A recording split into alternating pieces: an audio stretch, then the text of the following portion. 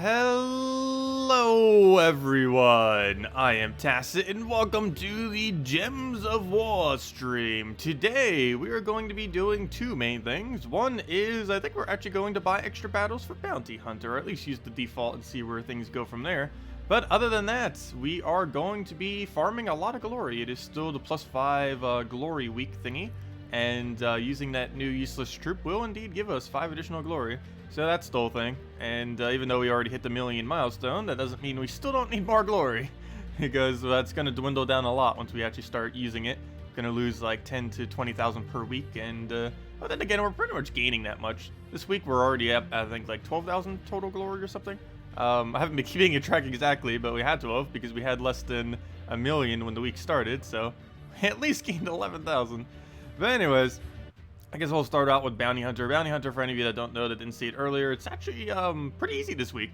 Not only is the final battle relatively tame, it also has the benefit of, we just got an entangle option, so that's pretty nice. Also, we're getting 2 new things on this Friday, or next Friday, the new class and the new mythic, so that'll be fun.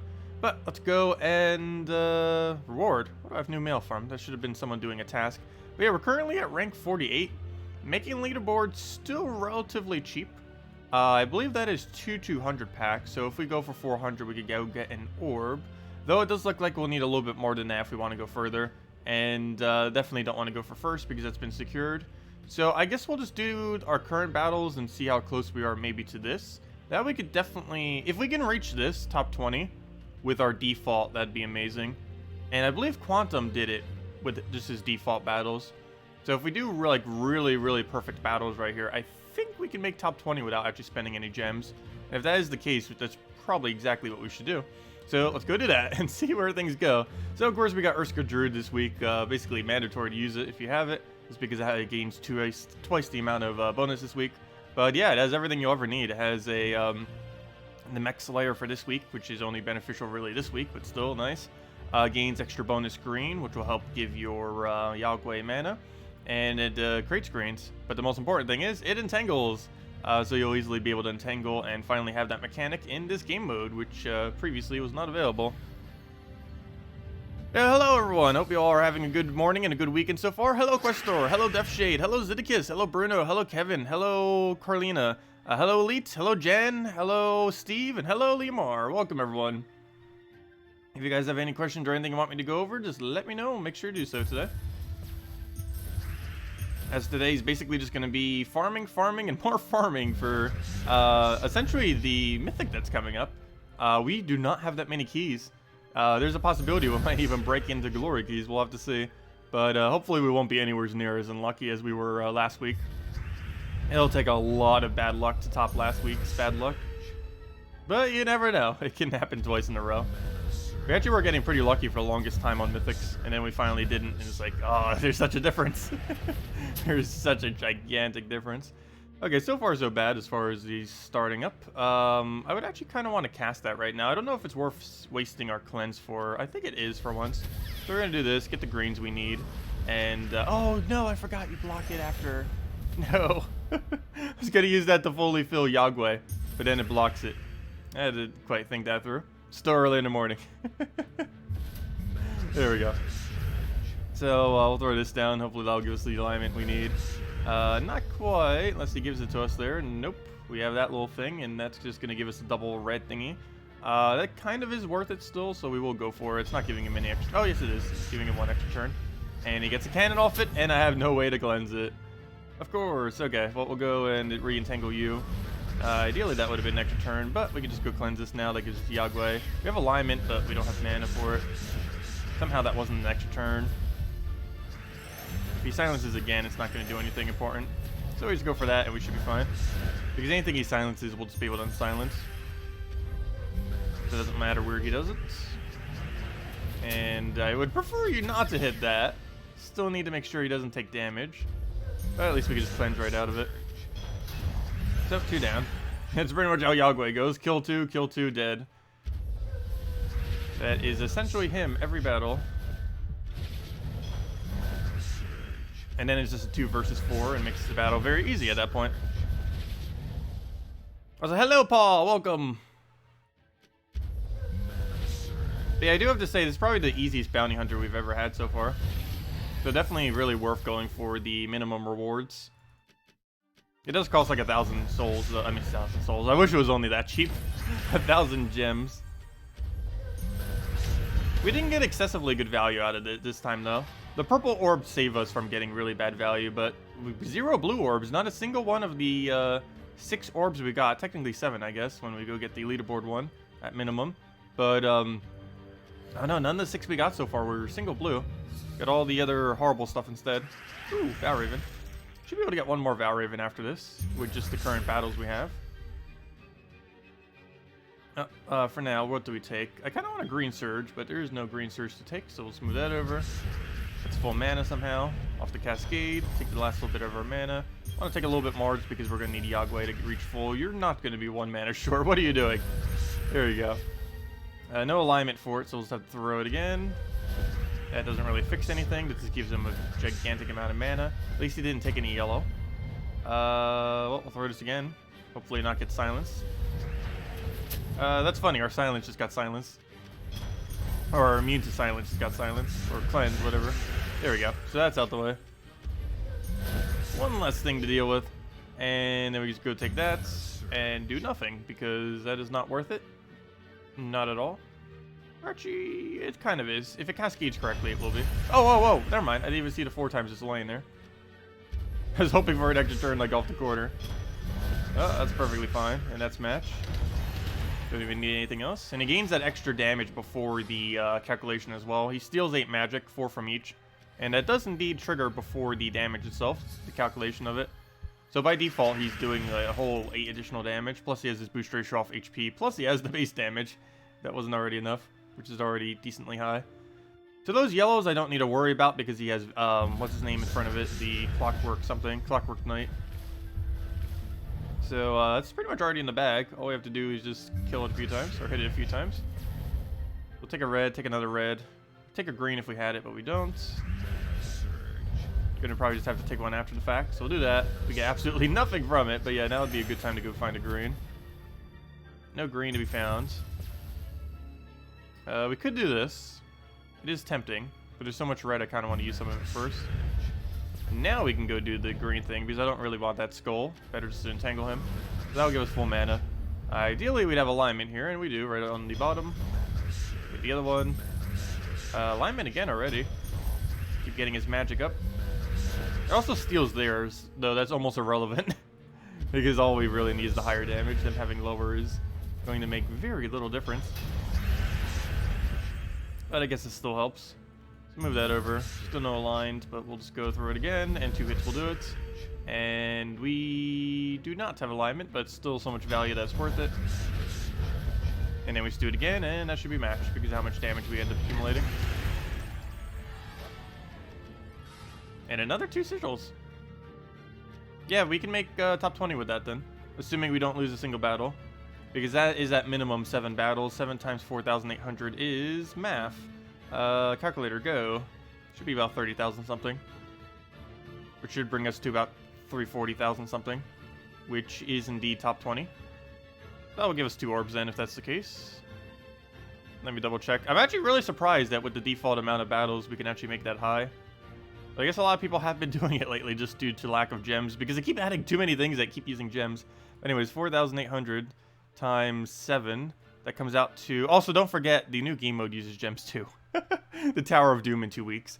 It should actually net profit you gems more often than not, but there is a possibility it will reduce your gems. Let's see, plus 309,480. So we need 343,000, or that's how many we'll have, assuming we don't lose a single battle from here. And yeah, it would bring us right back where we were, 15th place. And assuming 5 other people don't pass us and we actually get that done, then we should be in the clear. So that'd be nice. I think that would be the first time we ever actually make that high on the leaderboard with just the default number of battles, as far as Bounty Hunter is concerned. Yeah, that means we didn't even need to really buy tier 6. We could have probably gotten away with like tier 5 this week.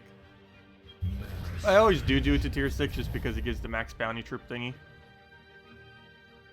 It not only makes your front line stronger, but it just gives you, of course, the extra 2x bonus compared to otherwise. I guess you could use an orb, though. So, yeah, I guess that's another alternative. Instead of spending that last, what is it, 400 or 500 gems, you could just throw an orb instead. I don't know, maybe we should start doing that. Because that would save us a lot of gems on bounty. If we can already get bounty done with the lower amount of battles, it's definitely worth considering. Okay, we'll throw that down. But it's hard to tell before it actually starts if it's going to be a bounty week that's really easy. But then again, they might all be really easy now that we can go use Urska Druid. The only real big issue, though, is every following week now, we'll have to decide if we want Silence, Cleanse, or Entangle. Because we can't have all three.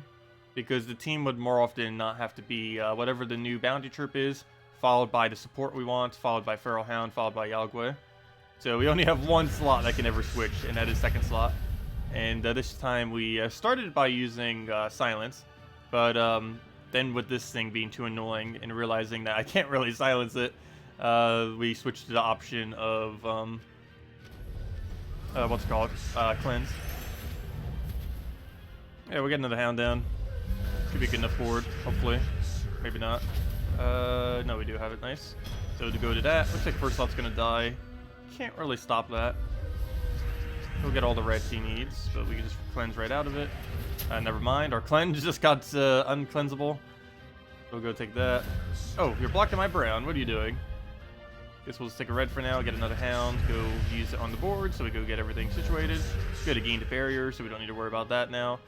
We throw this, but we don't really need to, so we'll throw a hound again. That gives us alignment, double dead, and like 2 more casts will do it. Go get ourselves alignment again. Dead. And that should be matched. Don't even need to double check because I'm pretty sure that's enough concentrated damage at that point. And it is, and they just go down.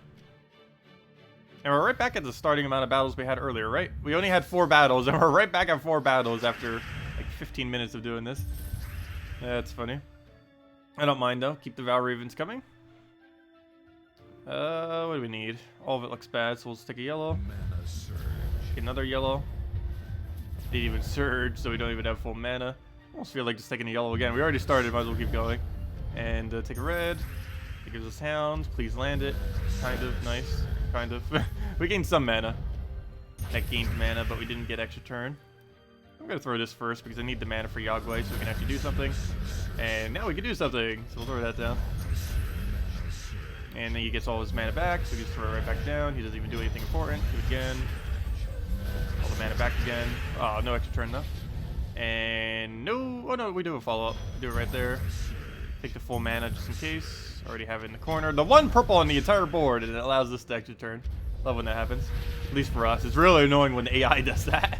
Where it just randomly finds the one it needs to get it down. Okay, I'm just going to take a skull here. At this point, we could literally just double skull. But then we need to go bother getting another cast up. Just does it itself.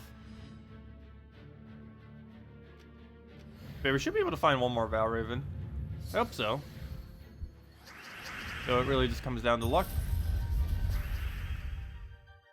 What do we need? I guess take a brown and throw that into hound. That will give the other one up. Let me actually go throw some green so we get Yagwe as well. So we don't need to worry about that. It feels so nice being able to just randomly get his mana up like that. 6 gem spawn may not seem like a lot, but it definitely does come in handy. So not much to use this on, but still worth using. Go cascade enough reds to get us back to full. Move that down. Grab oops, I almost just threw the cleanse. Guess it wouldn't have mattered too much because it keeps on our turn, but we would have wasted the entire ability for no reason. Do we hold it or do we cast? It's 3 of them. I guess we'll go for it. It's gonna give him some mana, but he already has full mana, so it doesn't make too big a difference. All that will kind of leave as is. Get another hit on it. And hopefully have alignment on the follow-up. Oh, he got a kill. That's not good. Not a consequential kill, but it is a kill nonetheless. And then we can just throw that into there. Go get another spawn in there. And see if we can get another hit. Hello, Nervic. Welcome. Or Nervarez, I mean. Wow, I completely said that name wrong, but welcome. Welcome, welcome. Okay. Do we have alignment? Yes, we do. Throw that down. Is that enough damage to kill? I believe it is. Yes, it definitely is. He only has 61 left. If he had like 100 something, it probably wouldn't have been. But easy enough. And 4 more to go. Because we're definitely getting a Val Raven. Come on. These next two battles, there we go. There's the Valraven. We have been getting decent Valraven rate. I think that's our third one now today. We're right back at the 4 that we started with like multiple times now. Let's take that over. As long as he doesn't take too much yellow. Ooh. Concerns. He's starting to get a little bit dangerously high on yellow. We haven't had a single Valraven escape yet. Actually, we're currently at perfect max score. If he doesn't ruin it. Ooh, he just took away my red. That's not good. There's actually a chance he might ruin it and finally get away with it. I'm going to take this yellow just out of safety's sake.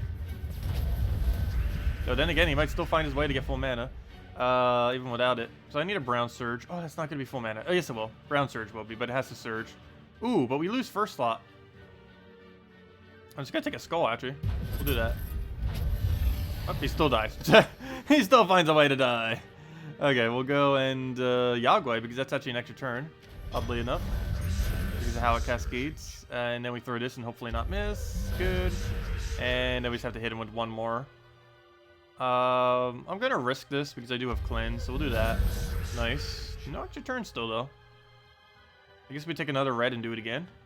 Skull's not going to be enough to kill it, but I'm going to do that. Come on, not even the red follow-up's enough, but we'll go and... Should I cleanse that? Yeah, we will. Because I want to try getting the alignment here. As long as he doesn't get full mana yellow right now. Oh, whoa, whoa, whoa, whoa. Whoa, whoa, whoa, whoa, whoa! Hold up. Wait, that might be enough durability. It better not be. Okay, good. That was almost insanely bad. It still might be insanely bad. We just lost our cleanse, and now we have to deal with this gigantic tower thingy. Let's see. We'll take that skull. That's for sure. We'll throw this, because even if he casts right now, we just skull kill it. Or that can happen too. That works too. I'll move that over. That's full mana. I have Yagway again, but do we need it at the moment? I guess so. Why not? Try getting alignment. Oh, that's matched. Easy. There we go. Throw it down again. I'll risk it. And it's matched. Oh, that was almost somewhat bad. Valraven had full mana for a moment, and we lost 2 of them when he still had 2. But it came through. And that brings us to 24. And where does that bring us score-wise overall? That brings us to... in-head math. Let's attempt it. Let's see, that's 12... Let's just say... Let's add 15,000 to that and then minus the sum. So it's like 342,000. Approximately, give or take. It's like right there. Probably a little bit higher than that. Probably 15th. Yeah, that's fine. Let's keep going. That's assuming we don't lose, though. Though we are on track for Perfect Bounty Hunter for the first time ever. Or at least for us doing it for the first time ever. I'm pretty sure many people have done it before, but...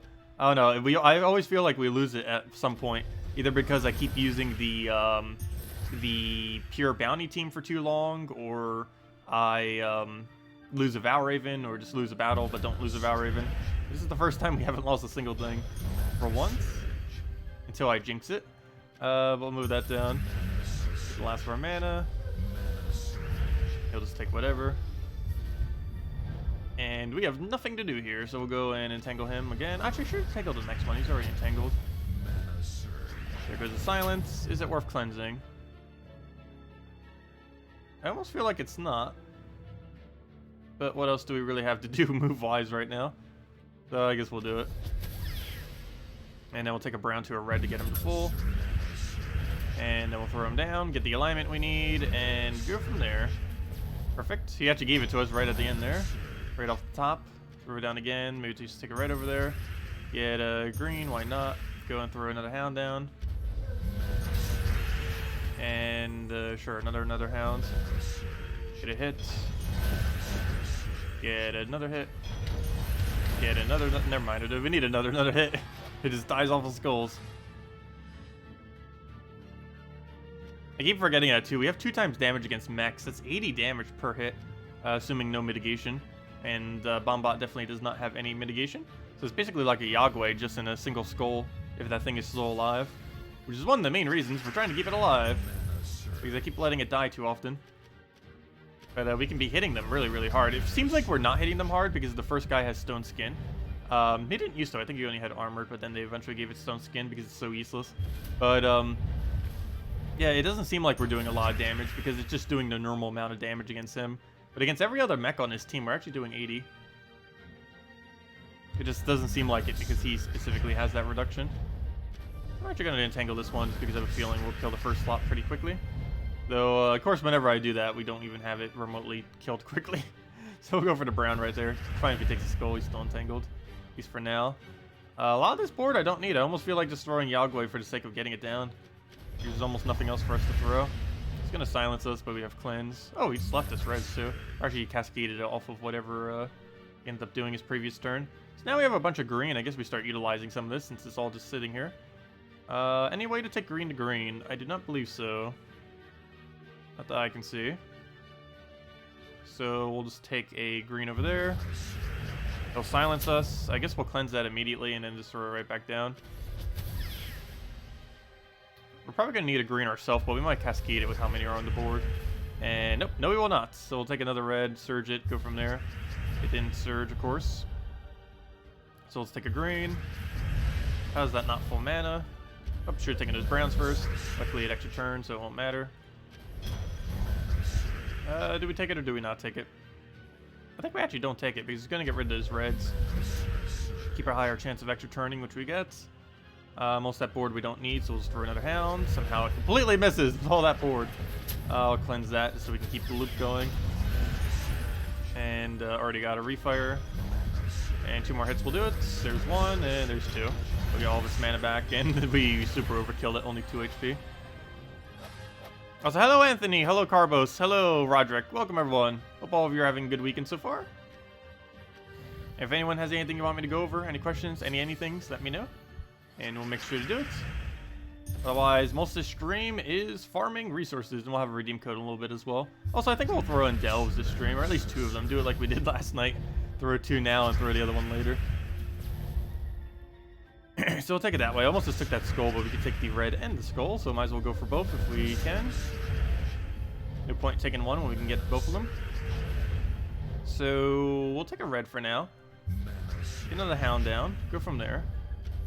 We'll get that. That completely misses. We'll go and I guess we'll take a green. We could then just simply go cleanse them and get a good Yagway in there. There is no extra turn that we'll be able to get off of that.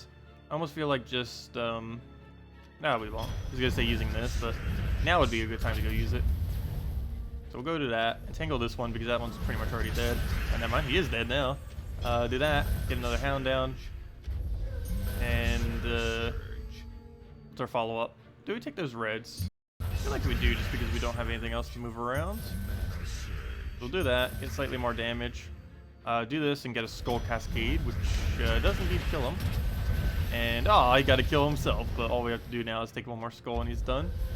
That should be pretty easy to obtain. If he would stop taking them, that is. We could either try for the yellow one to cascade or just simply take mana. I guess we just go the mana route.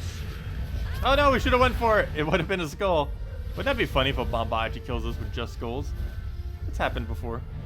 And down he goes. Good morning, Dragon Ball Z fan. Welcome. Welcome, welcome. And there we go, 343,000. We're back at 15, apparently. Oh, that's not too bad. I don't know, if we could do that with default battles, I think we're going to stay as is. I was considering buying more pack, but the amount needed did go up ever so slightly.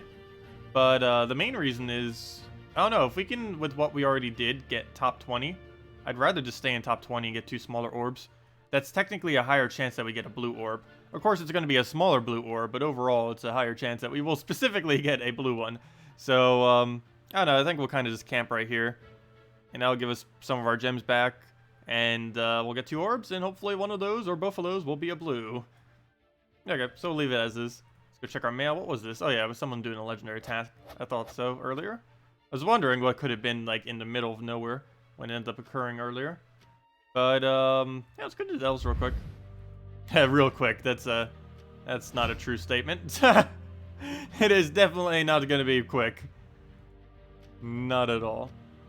Of course, we're still using this team. Not much else to use for this faction. Dragon's Eye is still meta, even though it's horrible now. But it's still so good compared to other options that it just gets used. I do intend to use more of a Megavore-like team for the other ones, like a Megavore Weaver, but this is the only faction in the entire game that cannot use that. I believe even the next one coming in is allowed to use it, but this one, nope, not allowed to use it, just because of how the colors are. Yeah, okay, so we'll throw another eye in there. We already have barriers, so I don't need... Oh, you know what I need to go do? I need to go give him Brownstorm. We're still using +1 glory. Do remember to fix that. Good thing I remember that. Would have probably forgot if I didn't remember that right there. Or if someone else didn't remember. We'll go and throw that onto purple. Get an eye. Actually, I kind of need, what's his name to go cast already. Let me get that first. Because we're just going to be hitting over dragons that we already have basically killed. I didn't bother fully killing yet. So now he's eye a few times until one of them's in kill range. And keep getting that up. Throw it in again. It's not what I want you to do. I want you to hit the same one, not different ones. There we go. That should be kill range now. It's burned as well. Slightly damaged. And hopefully that's enough. It is. There we go. Hello, Jamie. What is the highest daily score in Guild Wars? Highest daily score? In theory or overall? I believe in theory it is possible to reach 10,000. Realistically, I think the highest that has ever been achieved is around 9,800 though. Because to be able to score 10,000, you would have to do about 4 times more damage than the enemy, 4 times more mana accumulation than the enemy, and kill them off of one single cascade off your very first only one cast. Which is near impossible to do even once, let alone 5 times in a row. But that would basically be perfect score. And of course it would have to be pure color. Oh yeah, let me go change my... I hate that you can't do it in this game mode itself. You have to go all the way out. Normally you can under the troop menu, but it doesn't let you edit your troops in that game mode. So you have to go... You can still edit your hero class, but you have to go all the way out into the normal hero class menu, change it, and then it'll be changed for the delves. Oh, back in we go. Now with our Brownstorm. And it does indeed change. If it was +1 glory, now it's Storm. But you're not allowed to change it within the battle itself. It's really annoying that way. Which they would still let you change it. I understand not being able to let you change order or anything, but they should at least let you change your hero. You're already allowed to change your hero. They just make it so you have to go through a bunch of needless menus instead.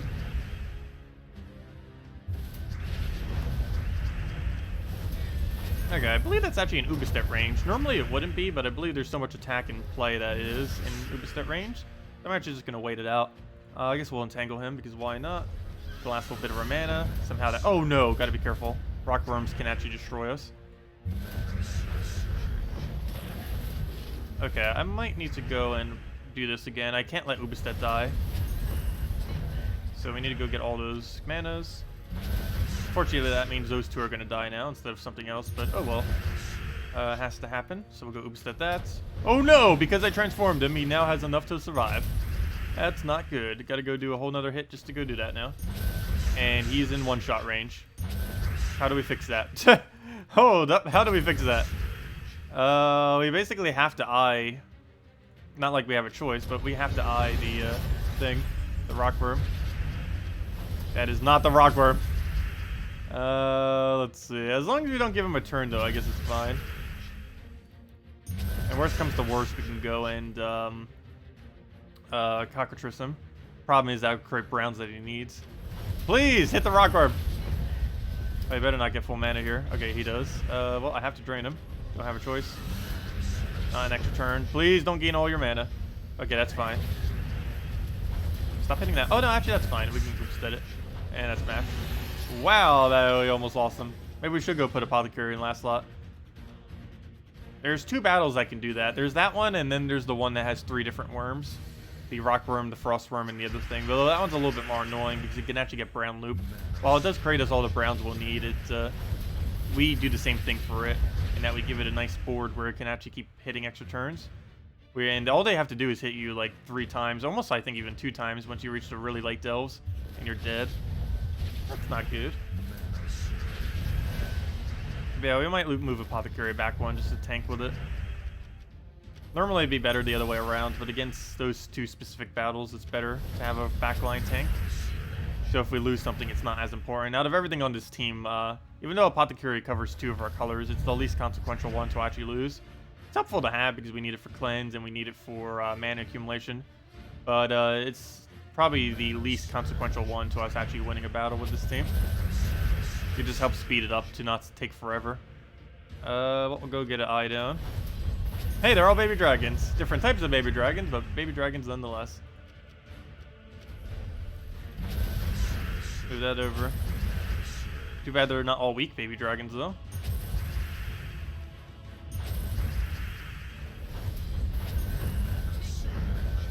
I wonder if they're going to nerf Dragon's Eye again. Because it's actually still, like, the only thing to use. Other than, like, some other really big mythics. Unless they're planning on adding other mythics that are really good at delves. Which, the last several mythics kind of have been, other than the, Divine Valdis. Because even the next one coming in was technically made to be viable for delves, even though it's not going to be viable for delves because of how inconsistent it is. But it is technically a delve troop. Or delve mythic, I mean. Well, delve troop, delve mythic, same thing. Well, kind of. It's a delve mythic and a delve troop. Yeah, we'll go and throw it down to red. That going, get another eye down, take the blue for now. Nothing's in kill range, so let's do good to that. Now he's in kill range. And we've got to do that again. And neither of those are real baby dragons. Or, I mean they are, they haven't been transformed yet. There we go. There's actually an easy way to tell too, just look at their border. Because they'll transform into a common, apparently.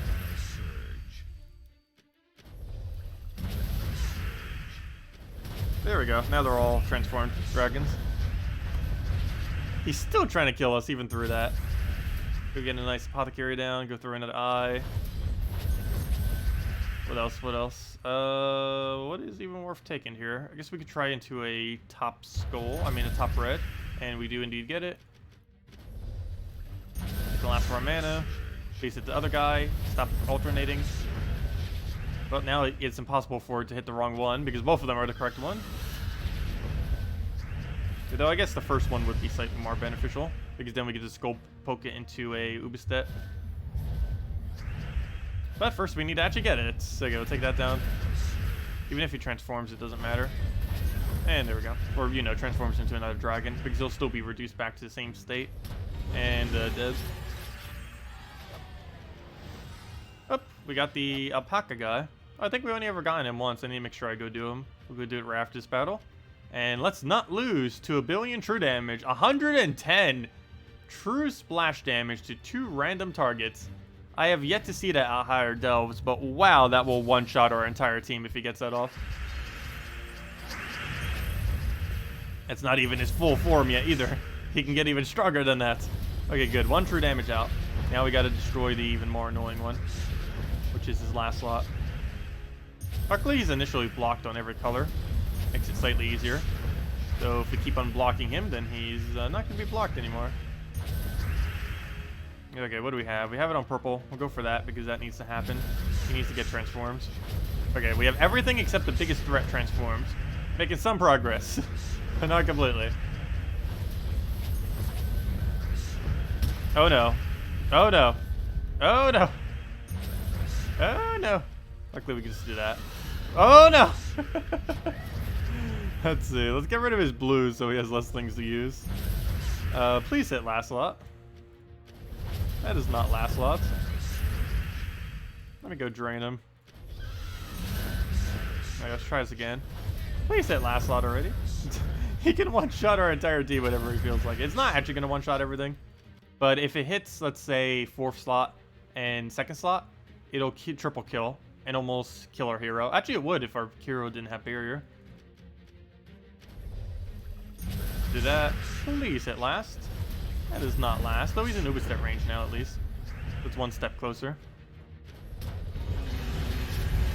And then we get rid of all those greens. Well, it's a 50% chance now. And it still manages to miss. Is that enough damage? Oh yeah, it definitely is. He just got reduced. Perfect. Okay, we didn't even need to transform him. We just Ubistet kill him. Perfect. There we go. And I think we get slightly more renown too because we didn't perfect the previous one. It should be 40. Excuse me. And never mind, it's only 30. Apparently we did get a perfect in there somewheres. And yeah, we're almost at the 15 mythic ingots. Nice. And then we get the pet. It's the only pet we're currently missing. The bull biter. And we'll have that probably tomorrow, assuming we don't lose a single delve. Though there is a high possibility we're going to be losing some delves. But let's go grab that. Boom. And let's go use both of these on the crypts, because we still have things we need here. Actually, I should probably go check the progress on them. They're almost... Oh, stop giving me Lady Mirandas. We have enough of them already. She's nice, but we don't need that many copies of her. Let's see. How is Crypt doing? And then let's go to the pet. Because I think I have like 2 copies of the current pet that we just got. All the newer ones I have so barely upgraded. I think the only one I got high was the pudding guy, the brown mush guy that does brown mastery. But anyways, let's go check Crypt. How's that doing? Crypt is currently at almost there. He only needs 2 more copies, and this guy is a little bit further, of course. The rare always takes the longest. He needs 23 more copies. So 2 and 23, and somehow we have 8 Lady Mirandas mythic. That is way too many Lady Mirandas. We almost have more Lady Mirandas than we have the epic. That is sad, especially since I think we got like 2 or 3 of those epics for free. So that means we've almost gotten as many legend drops as we got the epic drop. That's a fail. But yeah, we're almost there. But both of these need to be upgraded before the kingdom will go any higher. So still got a little while until we get that. But give it a couple more events and we should be there. But anyways, let's go do our pet. And how many copies of it do we have? Yeah, we have, we got 2. I was literally correct when I said that. We only got 2 or 3, whatever that comes out to. But let's go do it again. However many we got like the very first time we got it is pretty much how many copies we got.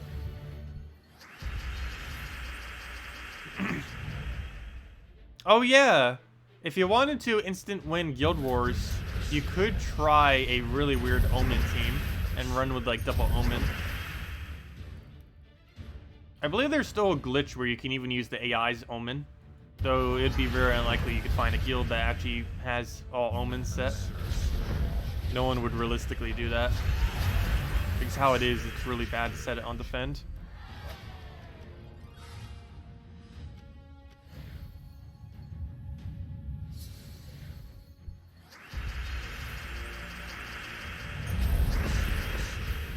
Also, what do you guys tend to use for pet battles these days?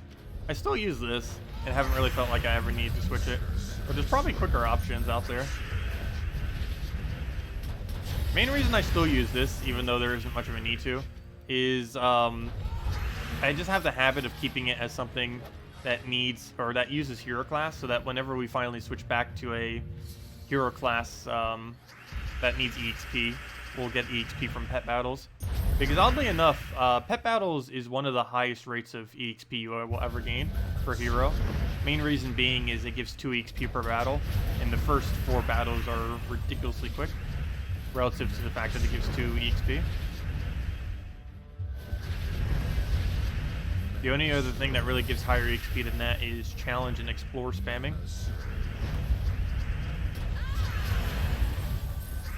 Yeah, Glory Gnome, I haven't seen every drop yet. I actually haven't even seen a Glory Gnome yet. But from what I've heard, it has a 200 drop and it has a 500 Glory drop. And it has Vault Key drop. I assume it has a 100 or a 1000 Glory drop as well.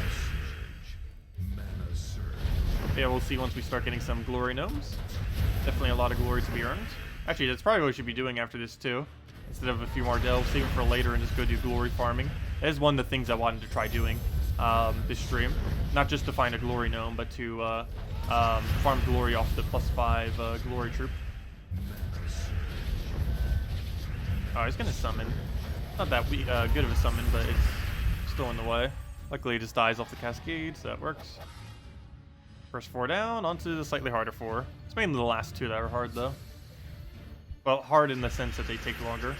This late in the game, they're not normally too difficult. This is a stat difference.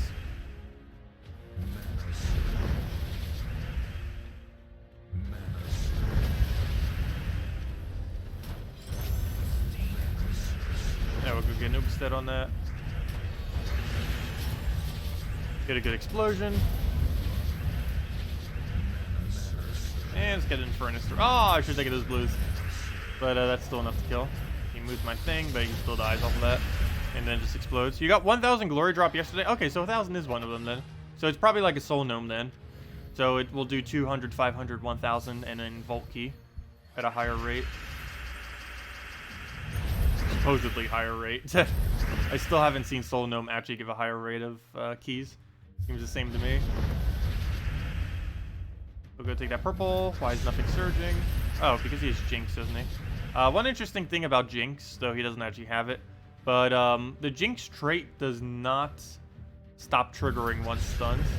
It triggers at the beginning of battle and stays for the rest of battle. Even after it dies and even after it's stunned, it's still in effect. Nothing stops it.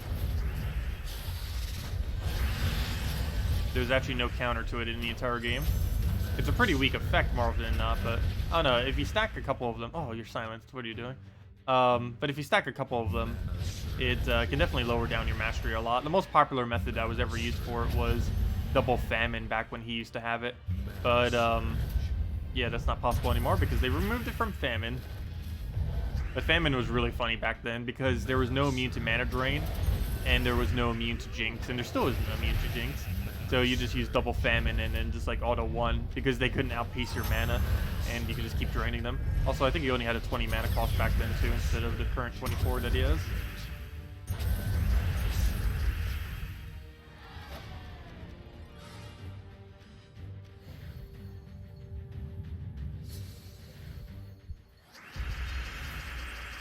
I'm gonna move right over, grab the brown, get your furnace.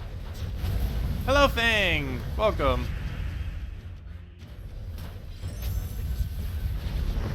But yeah, then we'll probably just go head over to glory farming for the rest of the time. See if we can find a new glory gnome. I should probably go get it from the vault as well. I figured we just wait till a vault event though. Actually, let me double check the calendar for it. I don't even remember when the next vault event is. Let me see. Last I recall, it didn't even show it off the spoiler thread. I don't know if it's on the forum anywheres, but I'll go double check. Oops, that's a pet one. I'm looking for the weekly event one. Weekly event. The next vault event is... Oh, wow, that's a while away. Oh, no, that's still fine. It's actually November 9th, so it's from November 9th to 11th. Oh, that's funny. I'll probably be busy then as well. Ta! Oh, well. Well, I'll probably have some free time on that Friday morning. But, yeah, next Vault event's on November 9th, the week after the new Mythic and new Hero class. Okay, what do we need here? Let's go grab... too bad we don't still have the Yagway. That would have been so useful right there. He's diseased right now, so that's not going to be easy to get him mana. Since it reduces it by half. Let's take a red for now, I guess. Move that over. And, of course it was silenced. Why do they keep getting silenced? They have two things on these battles that keep having, like, random stats effect, yet they want to silence every single time. But we'll go and just kill out the weaker one. Because that's actually in kill range. Then try... Oh, yeah, I forgot. I can get mana for you. Can't accumulate mana. It's not just that you can't cast, but you also can't accumulate. But we'll just leave it like that then. Just go get Infernus up. Infernus is still in Soulforge, by the way, right now. He will be for the rest of the week. Definitely pick it up if you haven't. It is insanely good. One of the better troops in the entire game still. Even though it's been nerfed like 2 times, it's still really, really high up there. And just get the final battle in there. Yeah, no, I feel kind of tired this morning too. I always feel tired though. I don't think I ever not feel tired. At least to some degree. We'll go and get an Infernus now. Go get a red. I think it's mainly because I dropped like almost all caffeine as of recently, which is probably what's doing it. And I've been somewhat good about it, except the last several days where I started drinking soda again, but I've stopped again. But I think it's because I started back and got used to it for a little while again, and now it's like, I kind of need it all over again. Let's see. I'll go take the brown down. That's another thing I've been trying to cut, which I've been doing horrible at. Sugar. That does not work too well, especially with Halloween coming right around the corner. Actually, then again, normally Halloween isn't too big of a thing for me as far as candy, because a lot of candy that's even out there is normally nut related, so I can't even have it. So, like, as far as Halloween is concerned, like, it very has little effect on me as far as sugar consumption. Let's see. Also, I haven't gone out for Halloween for like ages now. Like last year, all we did was just do a day-long stream of Gems of War. I don't know if we'll be doing that this year though. It's going to fall on a Wednesday, and there's no really good Wednesday content in this game to stream for an entire day. So I don't know if we're going to be doing that. I actually don't even know what my plan for Halloween is this time around. More often than not, it's so close to my birthday that I don't even ever celebrate it. And let's take a red over and then just kill it with a skull if a skull would ever come up. Guess we could try cascading it. Doesn't seem to want to give it to us though. Oh, never mind. Duh, we already have mana. Well, that took a little bit too long, but got our pet. Now we can go glory farm some. We already have 1 million, but still need to go accumulate more. Where's the baskets? Please get 3. Only 1. Well, that's not upgrading any further. Take our tribute. Hopefully get 10 plus. Have to load. Why are you loading so long? There we go. Grab that. 15. Not too bad. Okay. Actually, we should probably go do one more delve first and then head over. Because this will give us 15 mythic ingots if we actually get it. Even if we don't perfect it, we'll still end up reaching it. The only issue is with Dragon's Eye nerf, it takes like 10 minutes per delve, if not longer. Which is so annoying compared to before, where it could be done in like a minute per battle, but oh well. I guess they kind of had to do that. It was pretty overpowered. It still is pretty overpowered using Dragon Eye. It hasn't really changed. They just made it so it takes a realistic amount of time instead of winning in seconds. Oh, if it keeps doing that, we'll be able to win in seconds again. It's the exact same one over again. Then we just go through our Apothecary into getting what we need. Take that down. Set in there.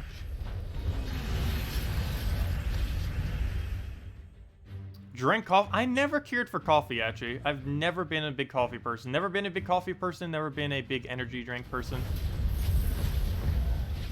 Generally, if I'm going to go for caffeine, it's going to be from tea. But lately, I've just been trying to stay from it just in any amount. Just anything that has it, I'm trying to stay away. There we go. We'll throw another eye down. And then Ubistet. Luckily that dragon came in the first slot. If it didn't, we wouldn't have had enough to lower it down into kill range. Always nice if we can get that going. Makes it much quicker. Why is everyone mad about the new upgrade to Delves? I don't think everyone's mad about it. It's just a little bit annoying how much longer it takes now compared to before. But it's mainly the Dragon Eye nerf. Because it was meta, and then they completely destroyed it. Though, even though they completely destroyed it, it's still meta because it was so strong. All they did was make it take a lot longer now. Because before you could just baby dragon and it's in one-shot range of literally anything in the entire game. Now it comes in at half the level. So these things are level 294. Why are they 294? But they're level 294. Aren't they supposed to be 295? Anyways, oh no, it isn't because it's one of those mid-range battles. But now it goes in half, which is 147. Before it would come in at like level 12 or something. Something so ridiculously low that it just one-shots every time. But now you have to throw eye like a billion times. And it takes, at minimum, twice the amount of time it took before. But it now makes it so things other than just Dragon Eye teams are viable. Though, even though I just said that, it's still pretty much just Dragon Eye everywhere. So they might even nerf it again, who knows? They probably won't, though. I highly doubt they would double nerf it, especially after just nerfing it. But you never know. You also have to keep in mind, too, that in the new game mode of Tower of Doom that's coming out next week, they will have... oh, what's it called? They will have... why can I not... Oh, weapon color restriction does not apply in Tower of Doom.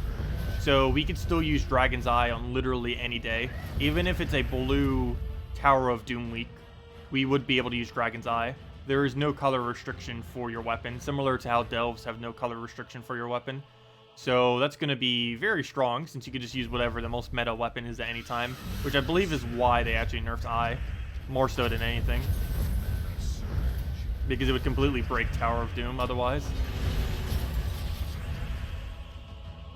Okay, we'll go and throw a green in there. People are still going to use it, though. That and Mountain Crusher, that and Mang, that and Dawnbringer, stuff like that. It's not going to change people from actually using the most overpowered weapons. It's just going to make it so literally everyone's not running Dragon's Eye. There might be some other options coming in. Hello, Fred. Hello, Ruben. Welcome.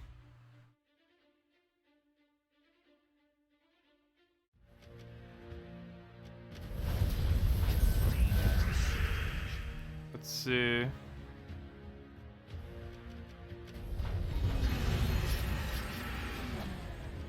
Fang.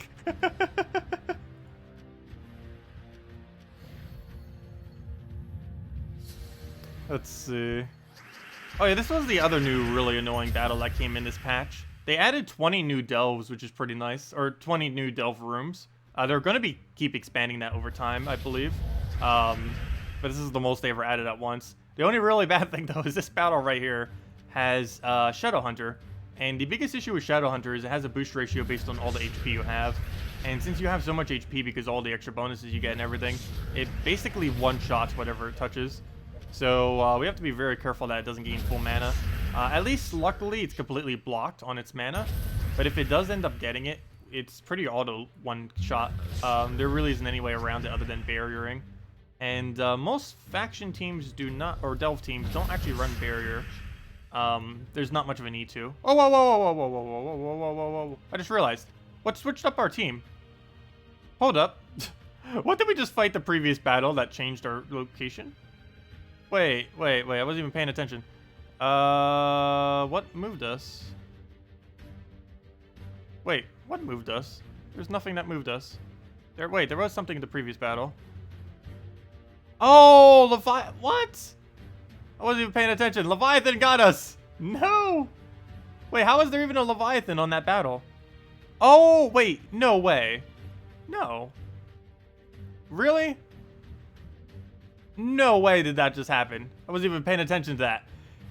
His normal baby dragon transformed into Leviathan that then moved our location. I was gonna say, because normally the only thing that can do that on a battle is Bullet. But no, he managed to get a... Oh, he has double stealthy up front too. I can't even entangle him. Oh, that's a fail. But, oh, wow. But yeah, he had his baby dragon transformed into the only dragon in the entire game that has movement. And then he killed the thing. I think we just lost the delve because of that. Fail. What we'll go through that onto greens. But it's still winnable though. It's just a lot less winnable. Even if we win this battle, we're probably going to lose the final one.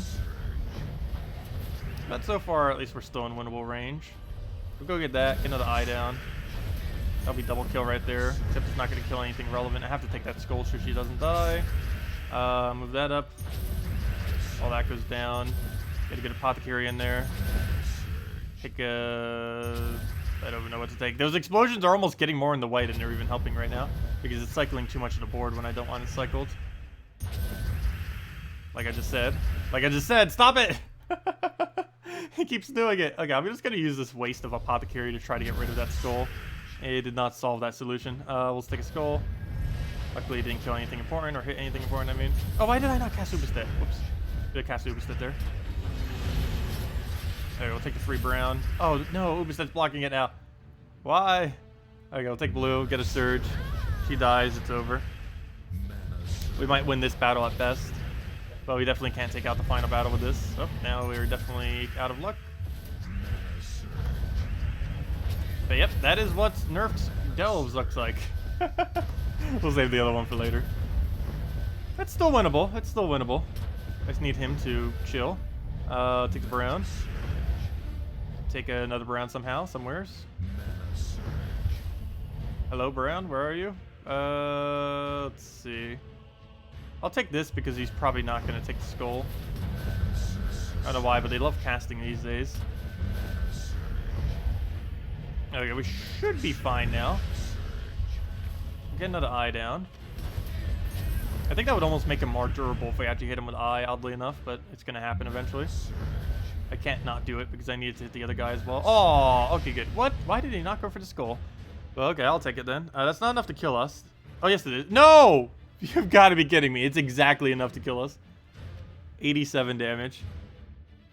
What do we do about that? Is there anything we could do about that? The only thing we could possibly do is take skull and hope for extra turn in this area. Wow, it actually happened. And that extra turn just gave us 1 HP. I don't think we've ever survived off of Titan's 1 HP gain, but good job, 1 HP gain. 1 HP. There we go.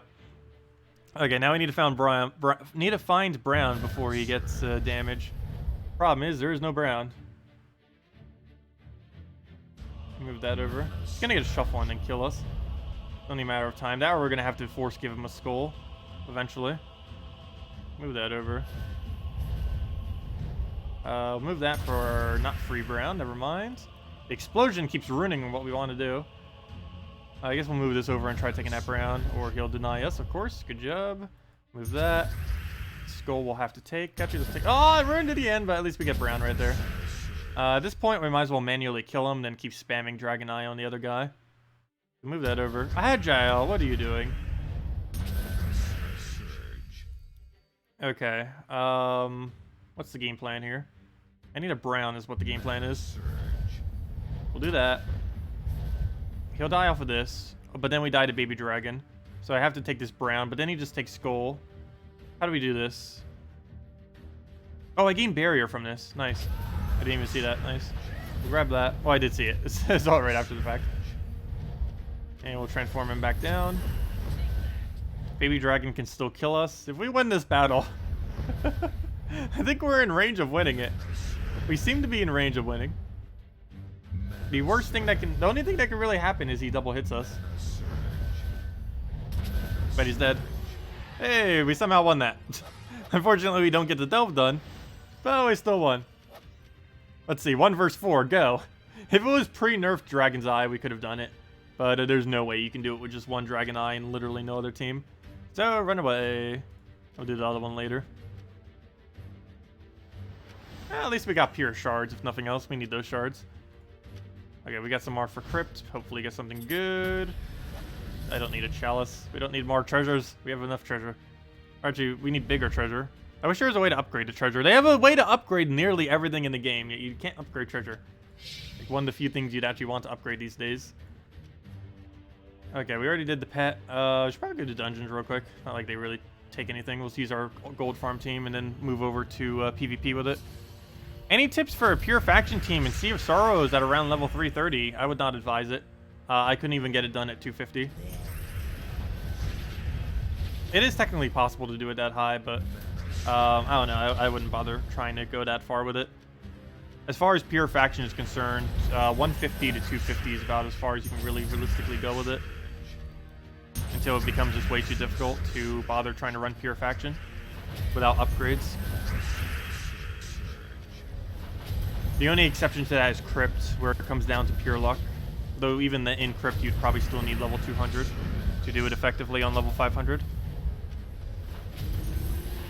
But yeah, pure faction. I don't know if they're going to rebalance pure faction or what.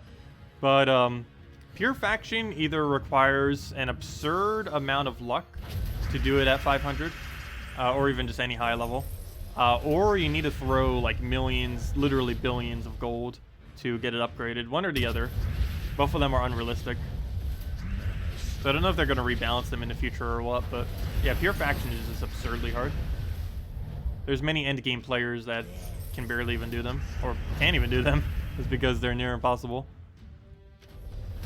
I think there's still only like 100 or so people, if even that many, that have a single pure faction.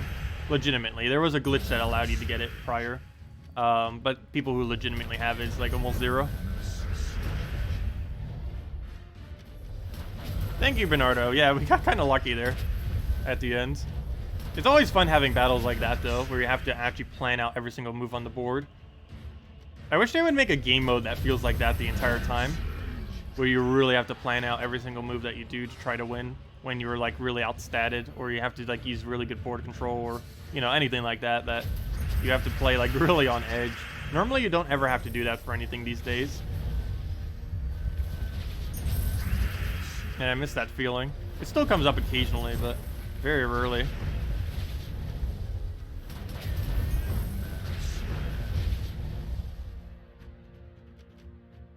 But they did. I do feel like they made the gold sync for factions way too high.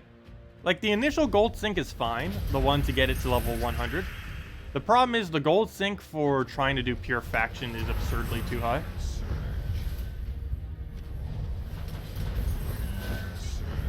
Especially with the fact that they're adding a new faction every single month.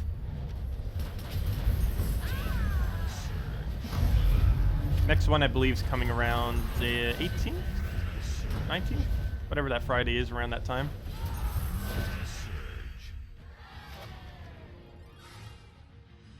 Okay, well, let's go farm glory now with the rest of this stream. This is one of the main things I wanted to get done this stream. Also get the PvP objective done too, because we need to kill a bunch of reds. And that is definitely a bunch of reds. We'll edit this. Need to go change it over to +1 glory. I'm not even going to bother setting it to higher difficulty, just because difficulty has no effect on the amount of glory we obtain.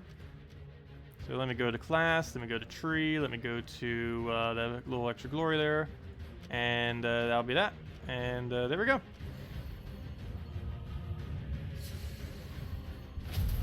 So, nice little bit of starting mana. Grab that over.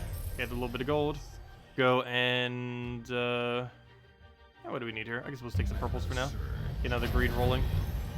Take ourselves a green. It's all the reds there. Get another greed down. And throw down to the browns. Take a purple over into nothing. Move that down. Take the other one. Grab more gold into blues. And then just hit it a few times. Oh, never mind. He just firebombs himself. That works too. Hey, Tyree. Haven't seen her for ages. No one in late game bothers ever using her. She's just not useful this late in the game.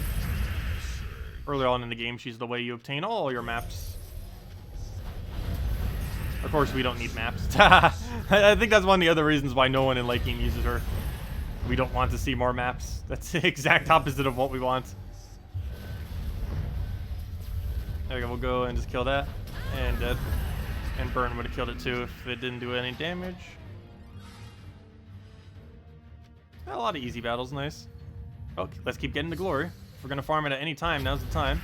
We're getting like half a glory keep per battle. On top of everything else we're normally getting. Like the gold and everything. I'm gonna take the brown. Grab a green over. Get another gold thingy, move that. Get eye down. Get another eye. I'll just kill it.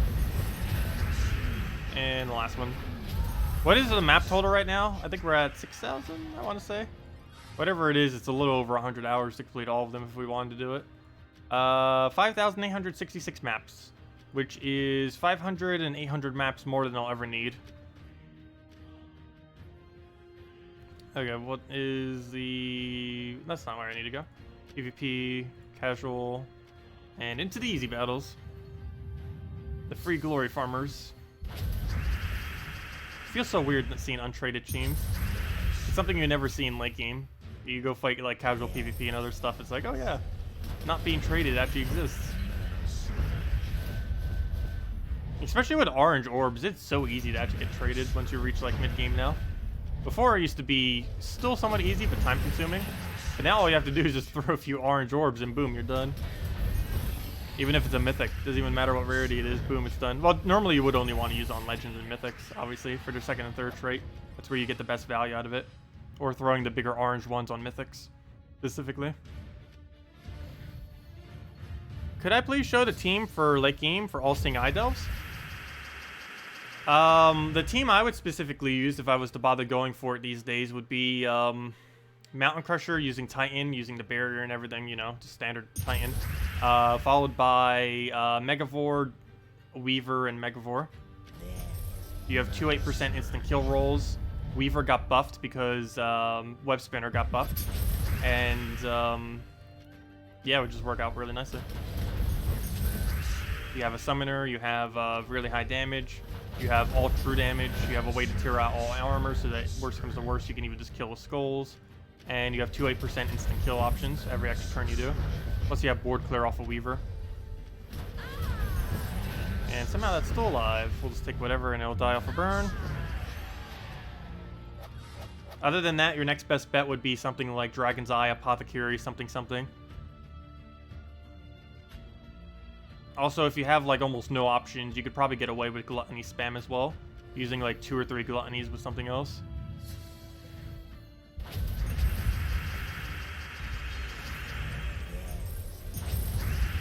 Okay, what do we need here? But yeah, thanks for reminding me. I do still need to go do a video on that soon, on new Delve teams now that, because that's probably the biggest thing that happened all patch so far. Of course, we didn't get too many changes, mainly all quality of life in the most recent patch, but one of the biggest things is all the changes that occurred to Delves. The main one being, what on earth do you do other than I? Now that I is nerfed. Though you can still get away with I teams in every single Delve, it's just a lot less effective than it was prior. And he's dead. Super over dead. Hello, Gustavo. Welcome.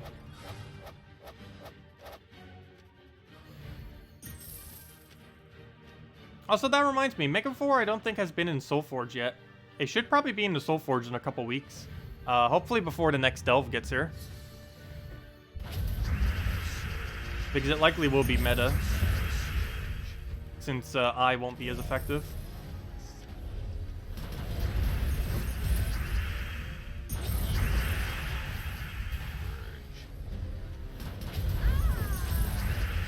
Current PvP teams.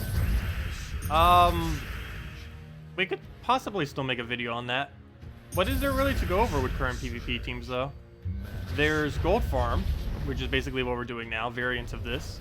There's going to be the new weapon that's coming out with the next hero class, which I would probably want to wait until that if I was going to do a video on it, because there's a strong possibility it will be the strongest weapon and strongest team in the entire game for PvP once it gets released. So doing it around that time would probably work. And other than that, I feel like most teams are Queen Titania, Yagwe, or actually the other way around, Yagwe, Queen Titania. Just because the combo is so strong. Even our lower level account ended up getting that combo and it just tears through everything. What do I need here? I'll take the skull. Grab the blue right there. We get another poke. Pinch it down. Yeah, there's not too many teams that you really need for PvP these days. You just mainly need a Soul Farm variant, a Gold Farm variant, which is this, and like maybe 1 or 2 normal teams. One of them being a Yagwe Queen Titania, and the other one being whatever mythic you want to throw into a fun team. Like you could still run Wordbreaker as a main team. You could still run even Guard's Avatar as a main team and stuff like that. Really just depends which one you have and which one you want to use, depending on your playstyle. Justice teams are still pretty high up there as far as strength. They've always been for a while. Great Maul teams have still been pretty good still. And Doomskull teams are still pretty good. And in the case of Megavore team, I mean, what did I say Megavore? I mean Great Maul teams. It's mainly Great Maul followed by Mercy, Inferno King, and Bloodhammer. Or Shegra. And that ends up being pretty consistent most of the time. And he's dead. I don't even need to do anything. Stick a red, dead off the burn.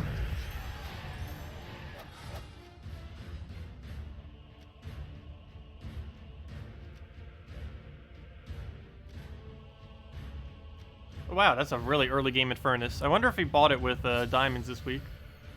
See, that is super early game in Furnace. He's level 2 or 3. Seems like he would have. Because by that level, you actually probably would be able to afford 1 mythic.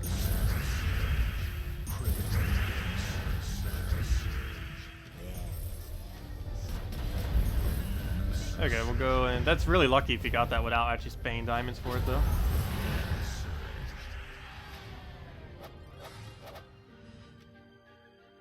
You can't put Bloodhammer instead of Shegra, it takes away the nostalgia, yeah. Oh, I remember when that team was the full-blown meta. Well, speaking of a full-blown meta, Goblin King's now a thing.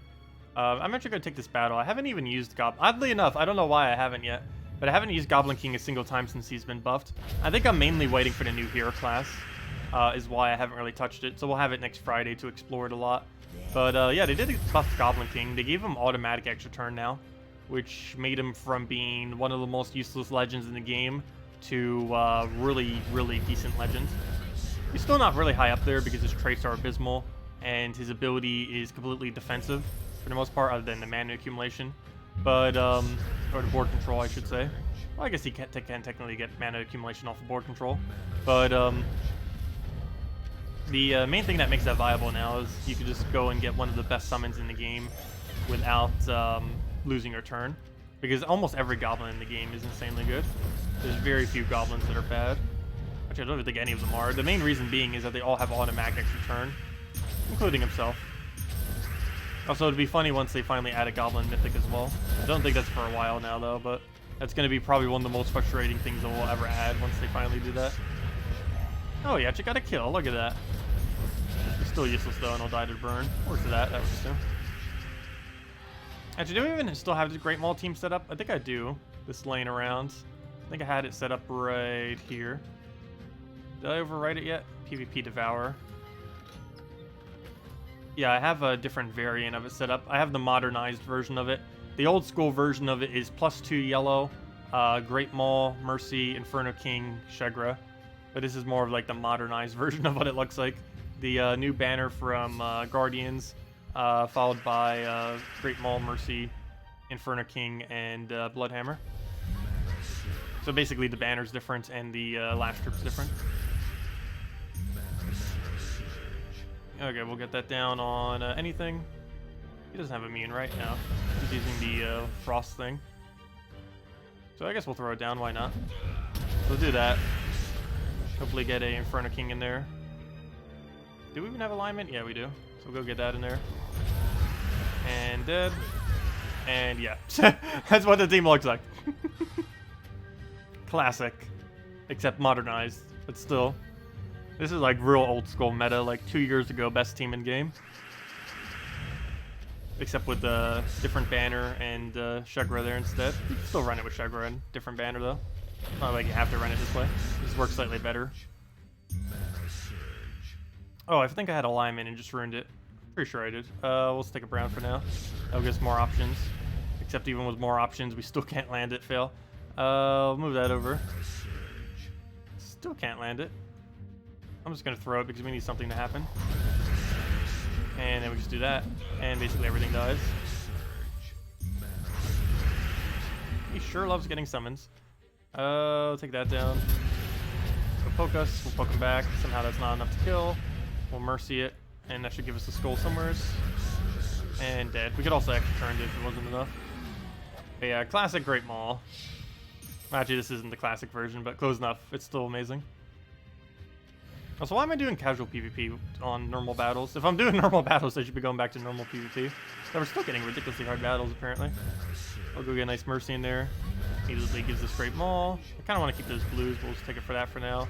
Go devour the really annoying one that does damage.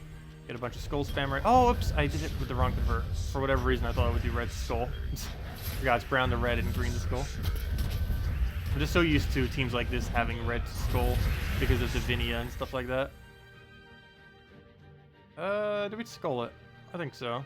Maybe I should take it that way, though. And just keep doing a skull back and forth. Yeah, it's still really insanely quick. That hasn't changed. Oh, that's not the one I want. I want the one that gives us extra glory. Also, did I ever even set it back to a +1 glory? I think I did, but let me double check.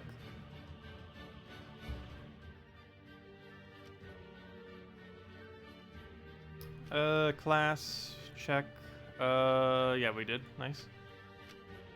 It adds up. It's not much, but 20 battles is a free glory key.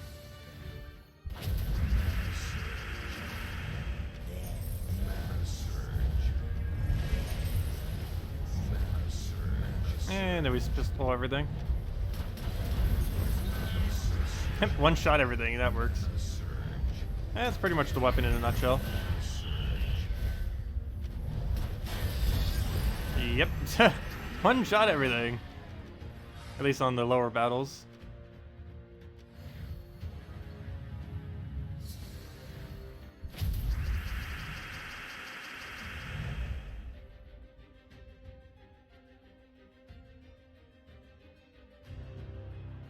Yeah, Dragon class is next Friday.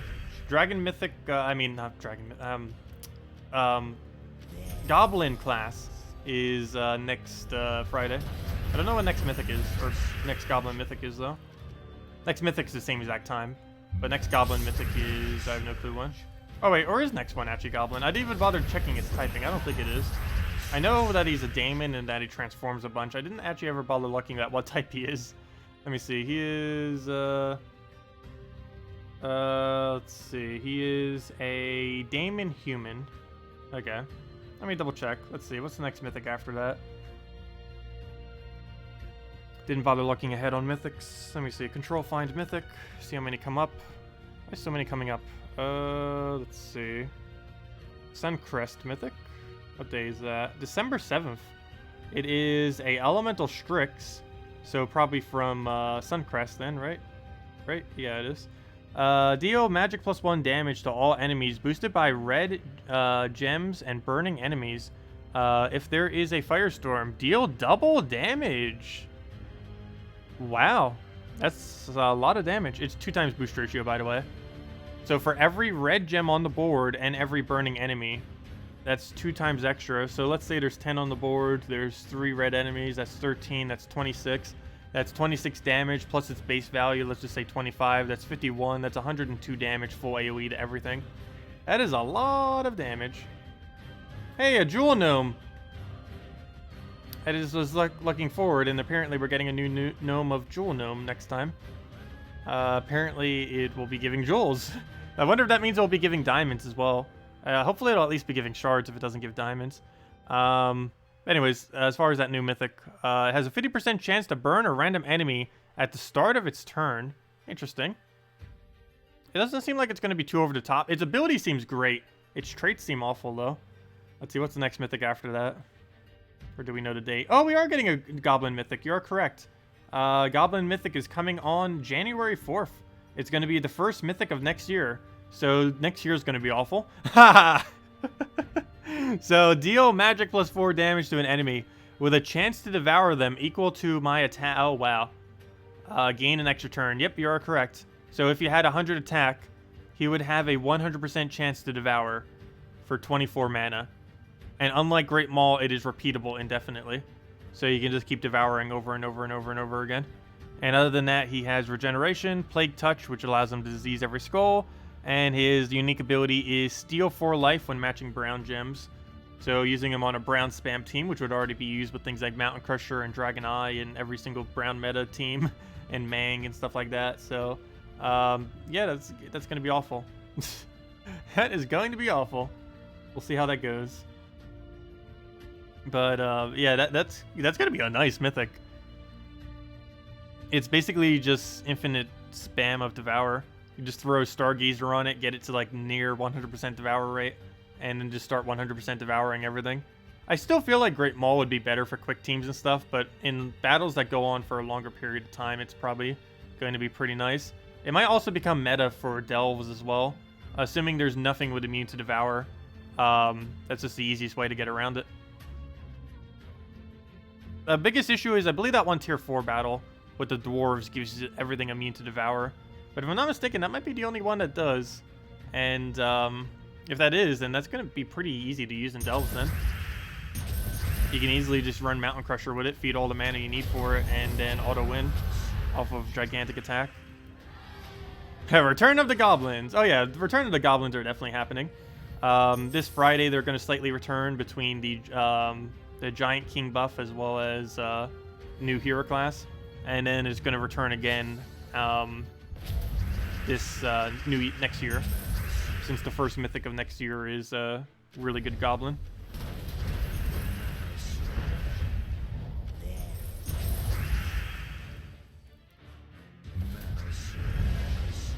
Any good Dawnbringer teams? You normally just build Dawnbringer into other stuff. You normally don't bother building a team around it. Generally, it's Gorgulfa something, mana generator Dawnbringer, or something like that.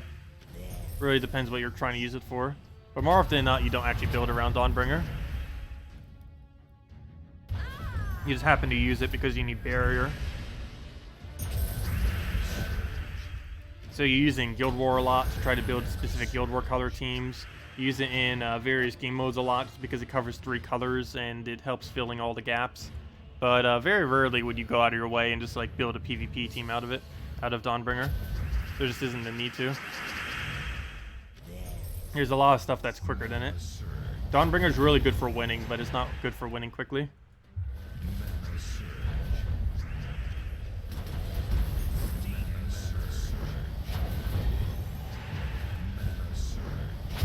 And this match, just move anything and he just dies.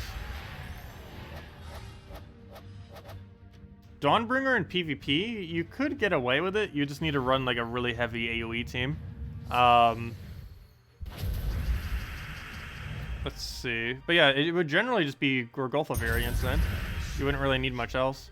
Like a Gorgolfa, Dragon Soul, Dawnbringer, and one other AoE to keep your team stable. Or even just another mana generator at that point. Like something that creates purple, like Giant Spider or something. Or not purple. What's their overlap? Oh, never mind. They don't have a... Oh, yes, they do. Red. So something like a Hellcat then.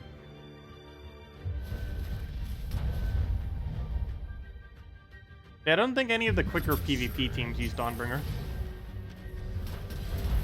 You can still get away with it. It's just... it would increase your win rate by a lot. It's just generally in PvP you want to go quick. And that's not particularly good at going quick.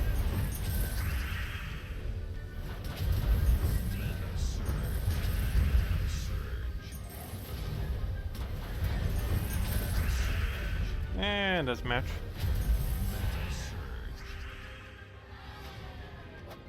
Oh yeah, that is the one team that does use it. My bad. Yeah, there is one meta team that does use it. How did I forget about that? Not that one. Not what he's using. But this team. Yeah, my bad. There is one really good team that does use it. And it's Pure Giant Team. Where is Pure Giant Team? Where'd it go? Where'd it go? Where'd it go? I forget what day I set it on.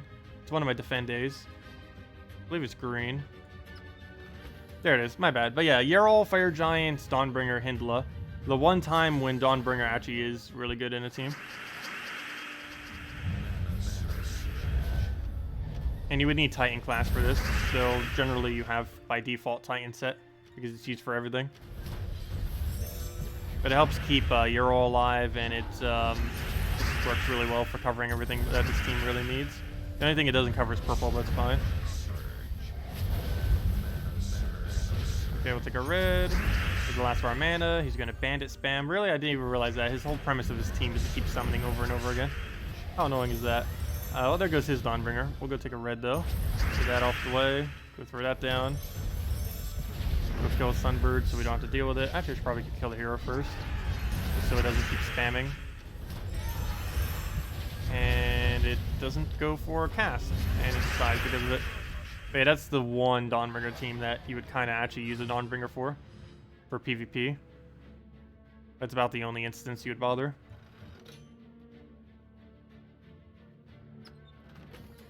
And even that's towards the slower side, if you're looking for like really quick PvP wins. It's pretty consistent though. The only thing it's really bad against is freeze, but almost every loop team is bad against freeze. So what am I doing? I need blue and brown. So grab that, get a hit, throw that onto first left for now. Start poking it down. Burn will kill it out, nice. Another gold going. Get another hit on you. That just dies out. Keep going down. And dead.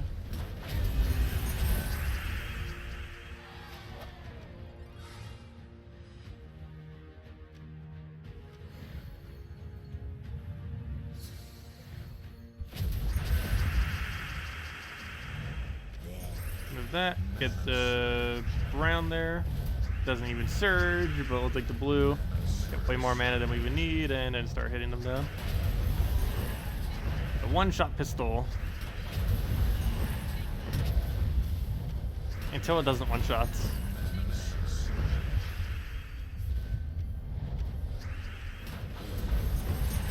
And it dies to burn.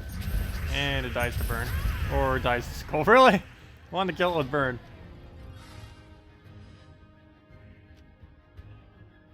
Oh, so we should almost be done with the event already. Though we're still going to keep farming glory even if we are. Do you think it's worthwhile to spend 300 gems for bounty for one major orb of chaos? If you're already getting 2 smaller orbs, no, I don't think it's worth it. But if you're not already getting 2 smaller orbs, then yeah, it's probably worth it. Also, why 300 gems? I thought it costs 200 per pack, so it either costs you 200 gems or 400 gems. Well, I guess unless you're counting the amount of base gems you get for reaching that point. But normally I don't factor that in until it's actually earned. Because there's no guarantee that you'll get it.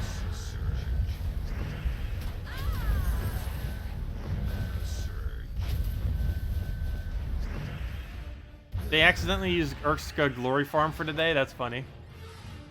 Yeah, some people forget which teams they have set. I would highly advise having a designated 6 teams for your Guild War defense so that you don't accidentally ever do that. It's only 6 slots.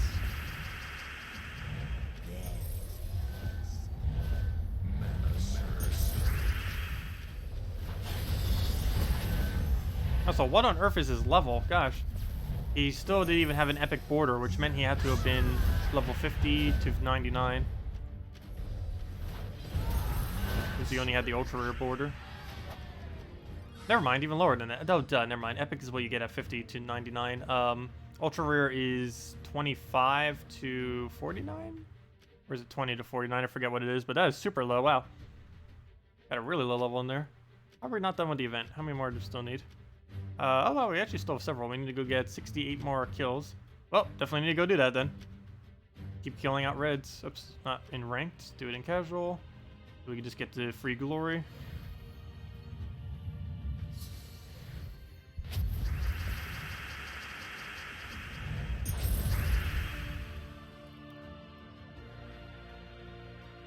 Oh, to get the needed sigils, you would need to spend 300 gems. I don't know, I guess it would kind of be worth it. I personally won't be. Because since I'm currently at double orb, I'm just going to leave it at double orb. But, I know, it'd technically be worth it if it landed on something decent. If you still needed orange orbs, it probably would definitely be.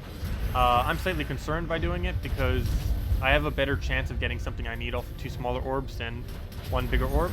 Because at least if you still need larger orange orbs, getting a larger orange orb isn't a bad thing. But for me, if I get a green orb or an orange orb, it is useless. Which means there's about a, with how the drops are, I think it's about a 65% chance I would get something I don't need from a major orb. And only about a 35% chance it would be something I really need. Which would be either the purple or the blue. Purple, I believe, is 20% and blue is 15%. Unless they change the percents up again.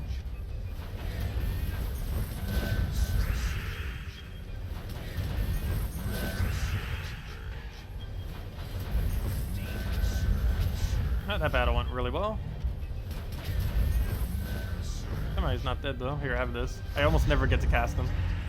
And I probably should be for final hits because it makes it so we don't have to do a bunch of board control, which takes longer. Can you help you out? Sure, what do you need? Have you got a team for newer players to do dungeons with? Normally that would be I. Though I guess now it kind of depends what delve you're doing. I would say running a pure Devour team would probably be your best bet now. Since that'd probably be more effective than trying to use I in early game. But it depends what delve you're doing. All-Seeing Eye, I believe, would be one of the easier ones. Because you can get away with Gluttony. Actually, there's 2 that you can get away with Gluttony on. You can get away with Gluttony team on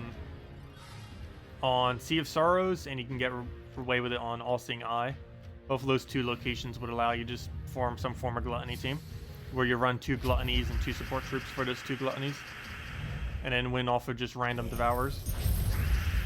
You do have to be careful, though, to double check and make sure that everything in your path is not immune to Devour. But as long as everything that you're up against does not have immune to Devour, you can just win with double Gluttony every time.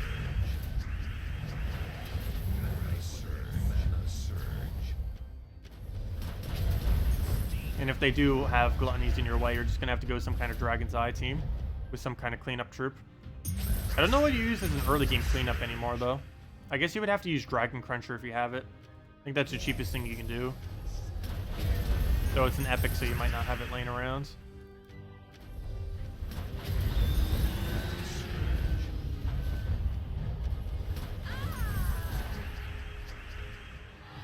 Oh, sorry, dungeons, not delves. Oh, as far as dungeons... Sorry, I thought you meant delves. They're kind of the same thing. Oh, no. They look like dungeons, delves.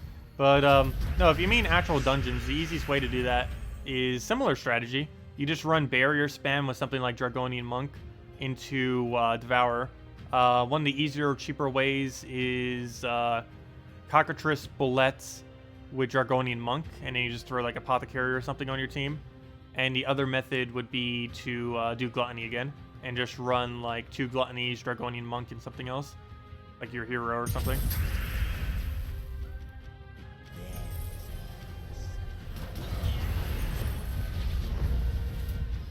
Yeah, I don't personally use Gluttony much, but it's actually a really, really solid early game troop.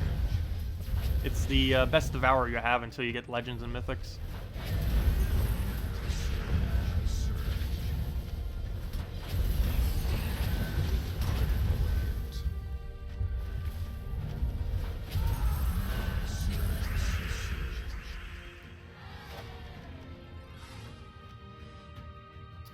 Let's repick again.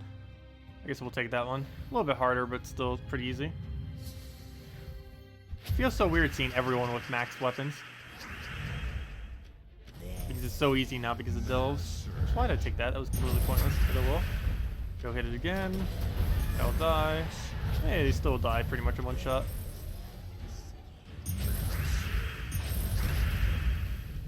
Oh, why did I take gold? We already had max. Yeah, let's get even more than max. There we go, throw that down there. And yeah, they still die in one shot even with higher stats. Because we just get random skulls that kill them out.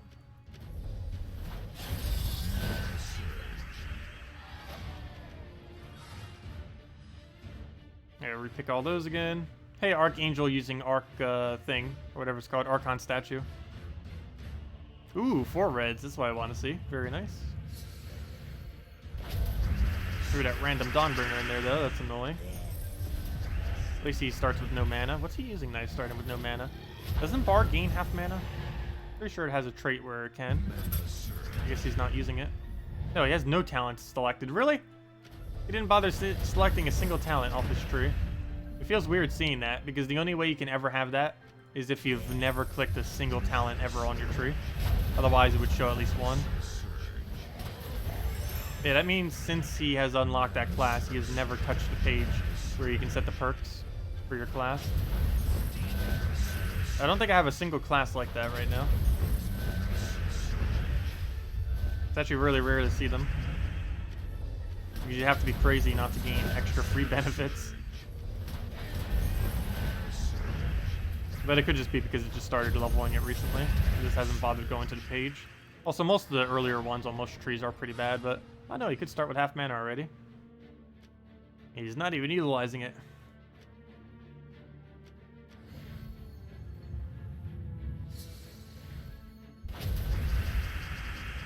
Now we'll go get our gold, move that over, do a pistol down, start from the front, move our way back.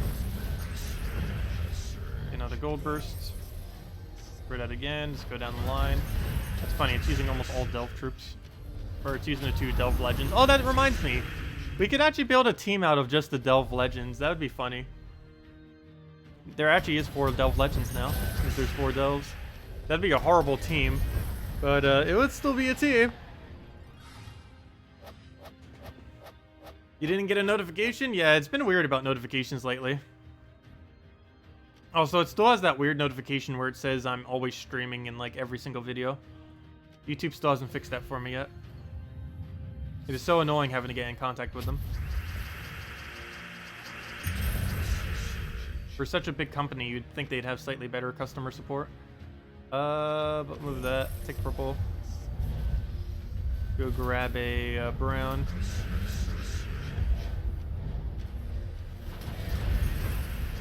Grab another hit.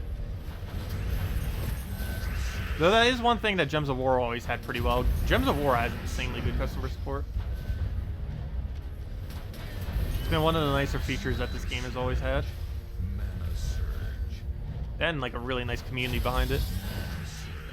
Why not stream via Twitch? YouTube is currently more profitable at the moment. And given that I'm barely making any money from this, that is useful. But I might eventually go back to Twitch. But unless I can get partnered, it's not really worth it.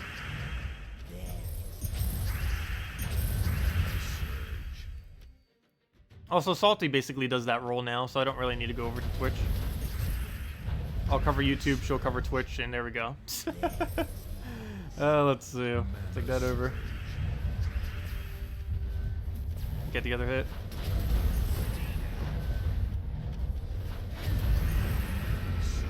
Yeah, I used to for a short duration of time, but then I realized how much of a cut Twitch takes from literally everything, and it was like, nope.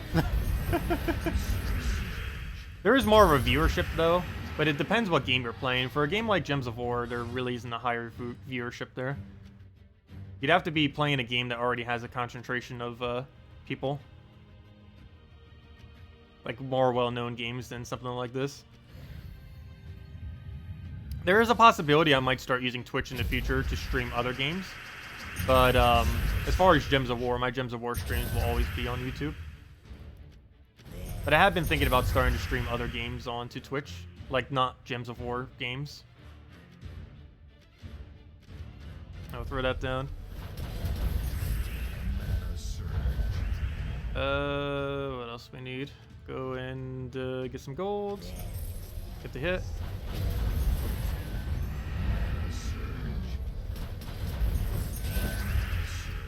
And just double tap the other one. Oh, so my Twitch page must be really dated by now. I think I haven't touched it for like 1.5 years or 2 years now.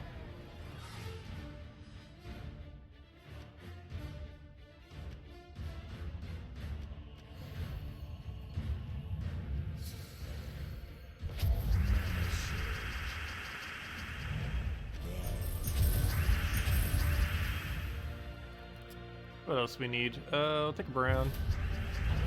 Grab a blue into something. Get a little bit more gold there. Take the other hits. Oh, hello, Michael. Welcome.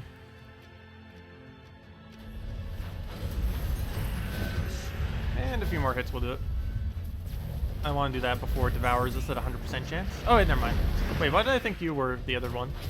I thought they were both switched. Fail. I thought that was the devourer and he was the burner. And dead. It's because I never see the icon because almost no one ever uses that troop. The Demonstraxia.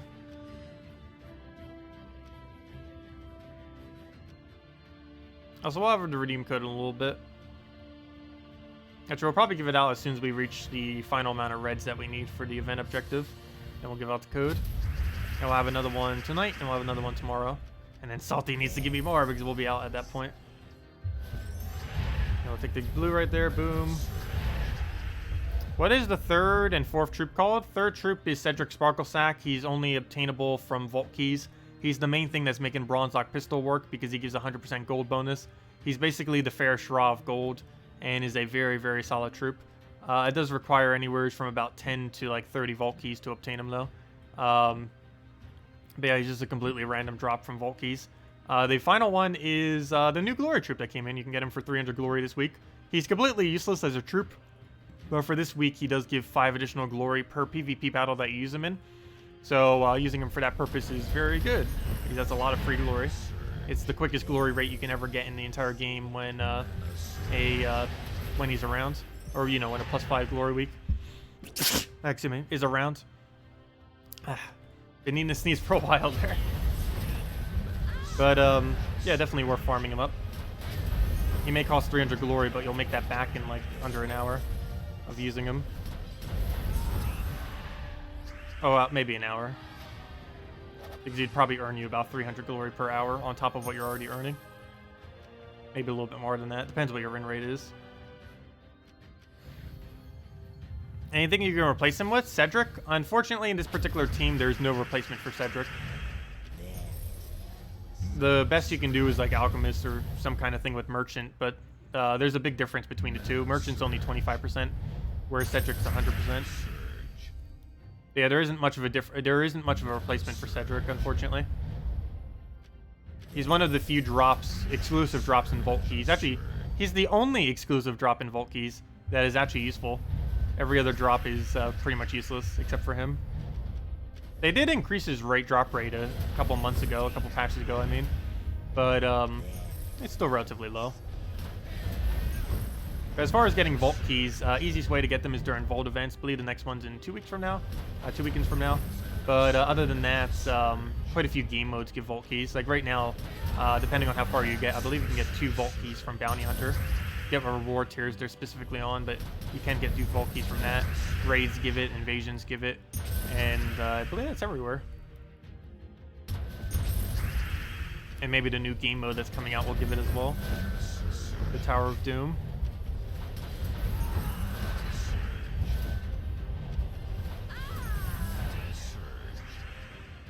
What's the best way to get gold and seals other than PvP? PvP. That's basically it. I guess you could go do arena? Because you'd get the seals per battle, plus you get the seals for winning an entire arena. So I guess spamming arena could be good for that. Though it doesn't give a particularly high amount of gold. It gives a really, really low amount of gold. Really, the only way to gain gold is PvP. That and, like, Treasure Hunt, but Treasure Hunt gives, like, 10% the rate that PvP gives. Nothing even compares to the rate of gold that PvP gives. Not even close.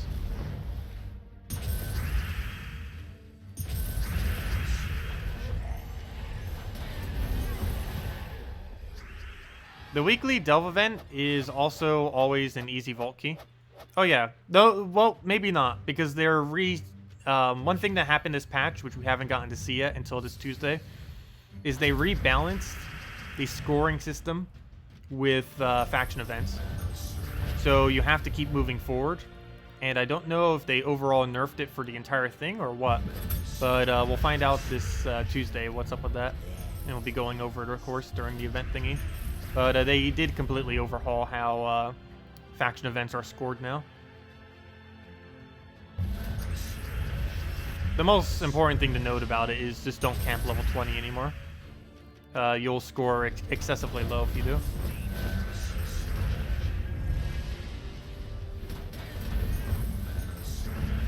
What card does 300 per hour glory? This week, this one does, the Urska Dragoon, only in PvP. But whenever there's a whenever there's a +5 glory week, whatever troop is designated as that +5 glory troop will always be able to farm about that much per hour, give or take about 100. It's the one event that's probably the best value out of any of them. It's one of the few that I still actually go for, even this late in the game. Whenever there's a +5 glory thing. But yeah, Urska Dragoon in PvP gain +5 glory. And that does stack with the +1 glory you get off of Titan class as well, or any other class that has the +1 glory on it. It stacks with the where'd it go? The 4th trait, the Blood and Glory thing, that gives +1 extra glory. And of course, it stacks with whatever the base value is. So we're getting like 9 or 10 glory per battle or something. Even on these super easy battles that die within under a minute.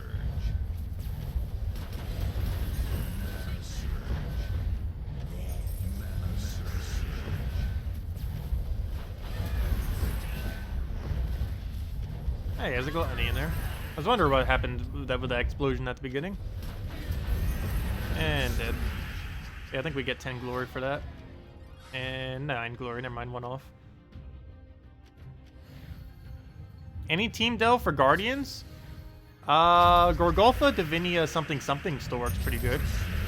Other than that, if I was to have to go back there again, I would personally, though it's pretty expensive, though I would personally go use Dawnbringer, not Dawnbringer, Mountain Crusher using Titan with Megavore, Weaver, Megavore. But, yeah, you can still get away with Gorgolfa, Divinia, Dragon's Eye, and 1 cleanup troop.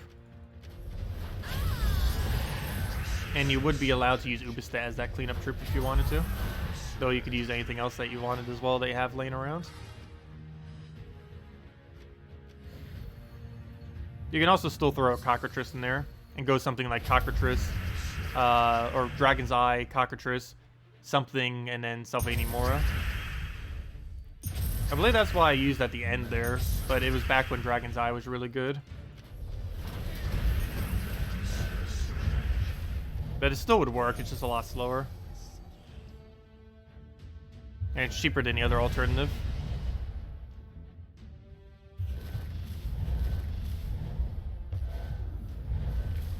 get a brown already? I'm trying to cascade a brown there and it's just not giving one. Still not even giving him one. Seriously, where are all the browns? There it is. A little late though. He ended up getting it for value. But, well, at least we can take a blue. Same difference. You keep trying to take a brown, there's a blue just sitting there. What is your normal Bronze Lock Pistol team? This is my normal Bronze Lock Pistol team. The only difference I would make is instead of running the Urska Dragoon, which is currently giving us +5 glory, I would normally just use a second Cedric Sparkle Sack. Though, assuming there is a +400 gold in PvP or a +5 glory in PvP, it's better to use the troop. And in early game, really just any event would probably be better just to use the troop. Even 2x trait stones and stuff. For 2x trait stones, I just ignore it though this late in the game just because we have more trait stones than we'll ever need.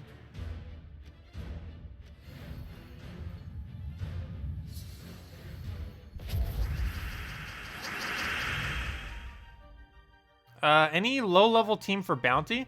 Generally, if you're trying to do a low-level team for bounty, the way to do it is actually not to move forward that far. The way to do it is go to about battle number 4 to 8, whatever the furthest one is that you can defeat with using all 4 bounty troops, and then just use 4 bounty troops against one of them over and over and over again. In early game, you do not actually go any further than the 8th battle ever. Because the stats start getting too high. Even the 8th battle might be too high depending on your stats. But yeah, you just camp something from like level battle 4 to 6 or 4 to 8 depending on stats. And just camp it with 4 bounty troops and make sure they are all leveled. Basically just find what 4 bounty troops you have the most ascended, plus the captain if you have it, and then just use that team. And just try to make it as organized as possible to not lose. And then just keep farming whatever the strongest one that you can take is. But yeah, you never go all the way to the final battle when you're early on doing Bounty Hunter. It's near impossible to do so. Just because of how high the stats end up going. Or at least it definitely wouldn't be time efficient. Who is the captain? The captain is the one that's always available through gems. It's always available through gems initially through the event. And then it's not in the drop table for a month and then it comes back to the drop table. But if you're spending no gems, you wouldn't even need to worry about the captain, because you wouldn't be able to own it. There's no way to obtain it other than gems on the when the event comes out. But yeah, the captain's the one that's always available through gems. I believe it shows it to you on the menu too. If you check the events menu, it tells you which one the captain is. Oddly enough, I don't think it does anywhere within the game mode itself. But on the thing that brings you to the game mode, it tells you what it is.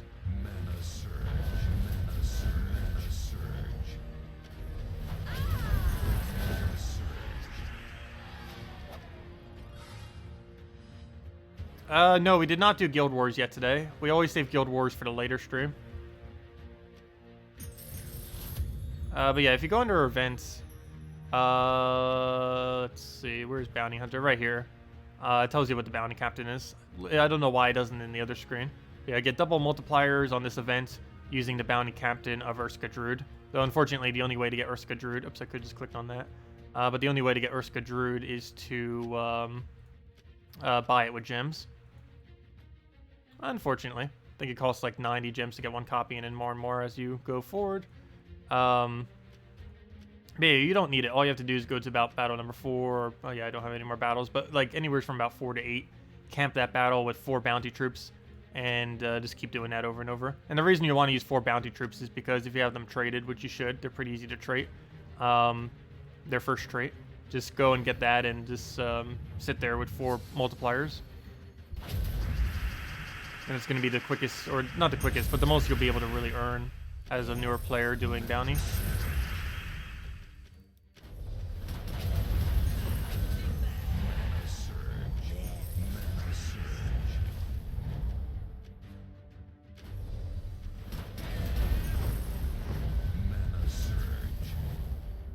Well, you made it to 17 in Bounty Hunter? That's pretty good for that low of a level.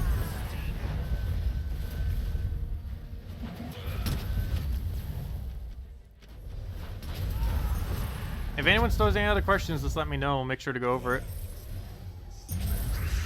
Because most of the rest of this stream is basically just chilling until we get PvP thing done. I'll have a redeem code out then too for some free resources once we do. We should be right on top of it actually. I think we only need like 50 more kills or something. Let's see. Oh, not even that many. We only need 26 more. We'll give out a redeem code. That's right around the corner. I wonder if they're ever going to rebalance PvP to make it more valuable to actually do normal PvP. They did say at one point they were thinking about increasing the rewards beyond 1.9k because it's so ridiculously easy to reach 1.9k. You can do that in like an hour if you really diligently try to get it up.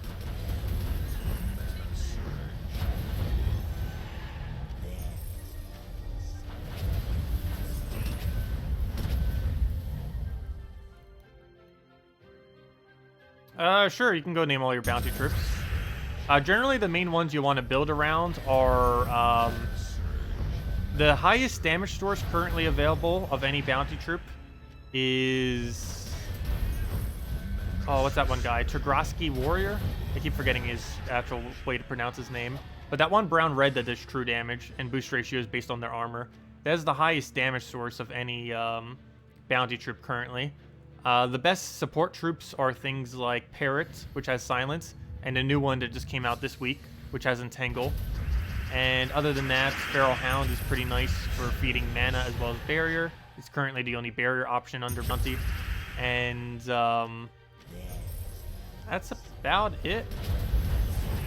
And the other ones you would just basically throw if you want to go and get more color in there.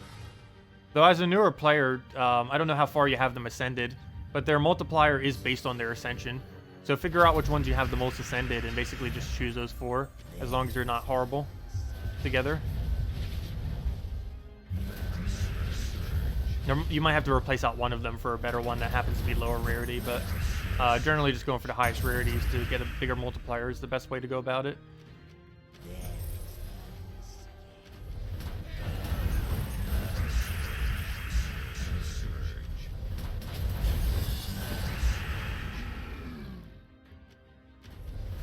Yeah, Tegrasky Warrior. He's the highest damage source of any bounty troop currently. Mainly because of 2 reasons. One is true damage, and one is he actually has a boost ratio that's not horrible.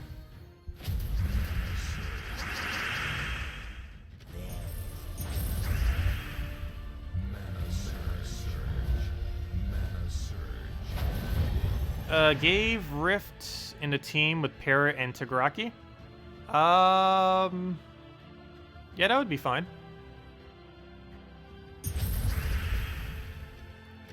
You'd have double true damage, and you would have the Parrot for disable. And I assume you don't have the Captain. The new Entangle one that came in. But yeah, what you just mentioned is perfectly fine. I'd assume it'd be able to get up to about Battle 5 or so. It really just depends on stats. Technically, that could go probably all the way to like 11 or 12. But generally, you want to stop it a little bit earlier to make sure that you can actually defeat it with 100% accuracy, because you always want to make sure you kill every Valraven you see, because those make up for a lot of points, since it's basically 2 free battles each Valraven you kill, so you don't want them escaping. Is there a reason why when ascending treasure cards to Mythic, it won't allow you to trait them after? It does allow you to trait them. If it's not, then that's a glitch.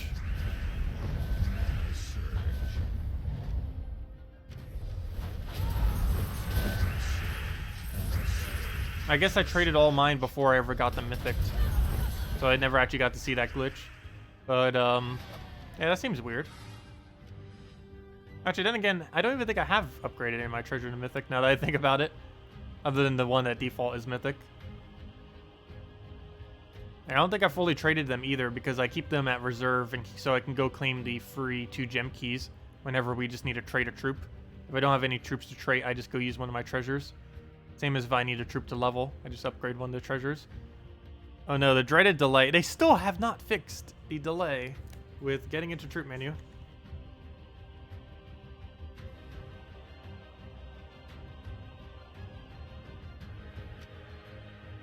At least it's a little better, but it's still there.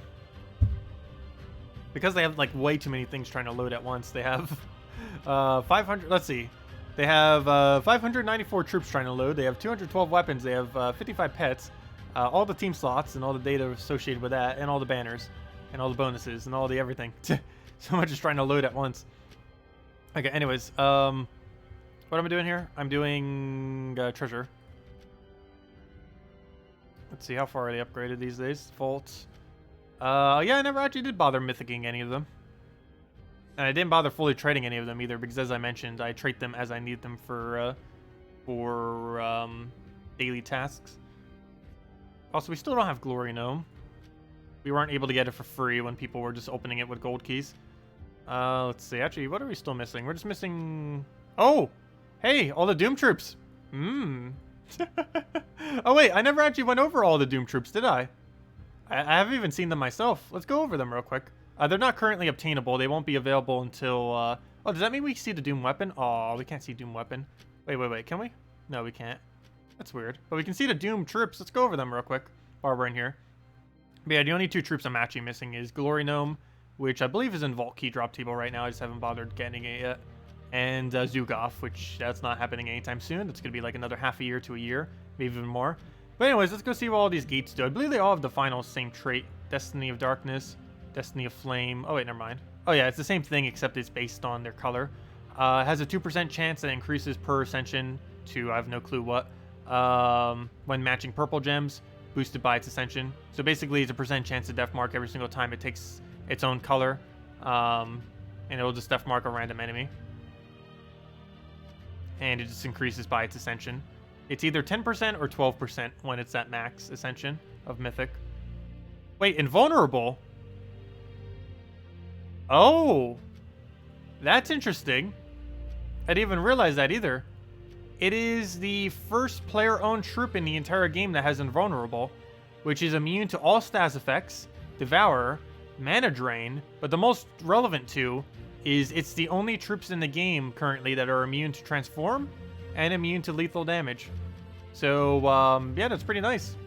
It's the first transform lethal damage immune troop that a player can actually own. Before there were absolutely none, but now there's 6. They're pretty useless, but still 6. Well, they're not too useless. Let's see what they do.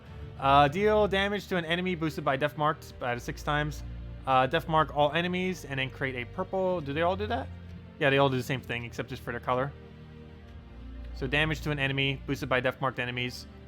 Death Mark all enemies and then create a bunch of color of itself. That doesn't seem too overwhelming. It's a little lackluster. But those aren't the main things that are going to be coming in. I think the weapons are more so the bigger aspect of what you would actually use. But still, that's pretty cool. They're completely immune to... well, they're definitely a Death Mark spammer, that's for sure. All 6 of them. But, yeah, they also have those really cool immunities. I hope they give it to other stuff, too, in the future. Like, things that are actually useful. But at least we finally have it on something. I guess they're kind of testing the water with those and then probably adding it to something else in the future. Just to kind of see how it goes. Because those are pretty strong mechanics. That's immune to nearly everything in the entire game. So they have to be really careful what they put those kind of traits on that are actually player-owned. And all those are player-owned. You can obtain them. Unlike towers and stuff like that, you can actually obtain those troops. It'll take a while before you obtain them all. It's going to take actually about 6 months before all of those are obtainable. Because you're only going to be able to get 1 per week. I mean 1 per week. I mean 1 per month. And not 1 copy, I mean. Like 1 new one. Because each event only covers 1 color.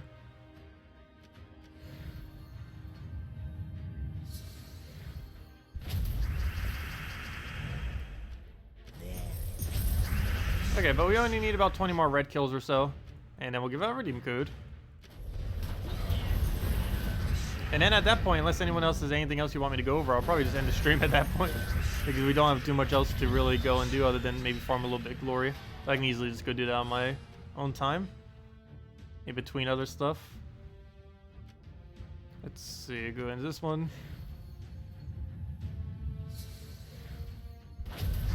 Okay, if you guys still have anything you want to ask, let me know. Move that over, get our golds. Take the other thing. But yeah, we definitely have a lot of stuff coming next Friday. We definitely won't have a lack of stuff next week, that's for sure. New mythic that's going to be not too good, but a new hero class that's going to be new meta. Not the hero class itself, but at least the weapon. The hero class is going to be nice. It's just not going to be anything that's... It's not going to be better than Titan, is basically the bottom line. Does it pass the better than Titan test? No, it does not. Nothing does. But it's still pretty decent hero class.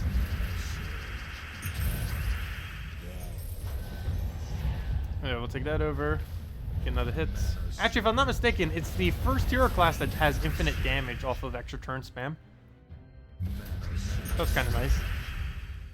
Kind of like what Kraken has, or that one Strix guy, who always hits last slot.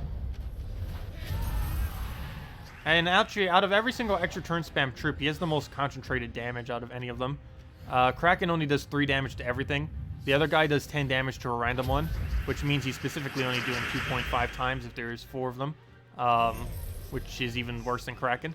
But the other guy, while he does less damage than both of them, only 7 to a single target, it always hits last slot. So you'd have all your concentration onto a single troop.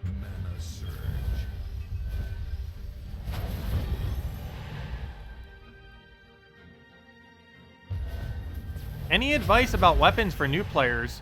You use Hero Sword for a good duration of early game. And then you eventually switch into things like Mang and Mountain Crusher. Particularly Mang, because it's really good against things that have higher stats than you. And as a newer player, nearly everything has higher stats than you. Is Gorgoltha any good? Yes, but it needs to be fully traded. He's actually the best tank in the entire game, once fully traded. Without traits, he's pretty average, though. You're better off using Mountain Crusher if you have no traits on your Gorgoltha. And there's some instances where Mountain Crusher is even better than it. Though if you need just plain skull mitigation, like if you're up against a skull spam team, or you're just planning on tanking a lot of skulls, it's always good to have a fully traded Gorgoltha around. Yeah, Gorgoltha's nice.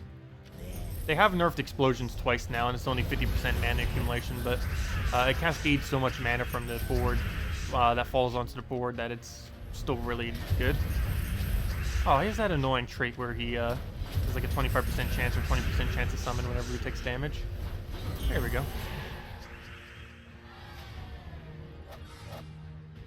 Also, one other thing that's a pretty good early game weapon is going for some of the 250 win weapons on specific hero classes.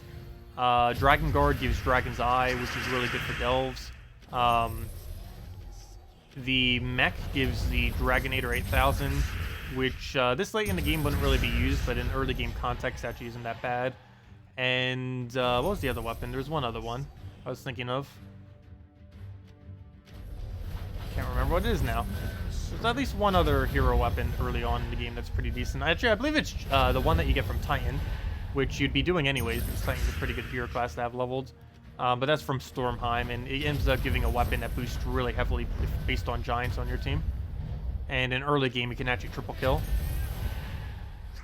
Or at least you can use it similar to how you would use a Ketris in late game, where you throw it on second slot, you throw it on last slot, and then you basically just won the battle off the sheer amount of damage it does. Oh yeah, Creeping Death is pretty decent, 250 wins on the Necromancer class.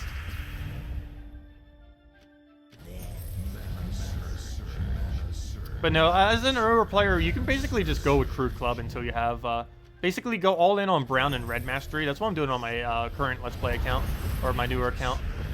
Just go all in on Brown and Red Mastery until you have Mang, and just use weapons like Mountain Crusher and Mang. Mountain Crusher, Mang, and Hero Sword are like the only few you really need as a newer player. You can get through most of the game just using those few. And even though Hero Sword is the first weapon you ever get, it is actually insanely good. The fact that it's only 4 mana cost allows you to give it a +1 blue in order to give it full mana, which allows you to constantly spam it, which is useful for passing turns as well as just doing a lot of damage. And what's really nice about it is Titan does count as a blue, which is currently the best hero class in the game. So you can level up Titan while using Hero Sword for full value.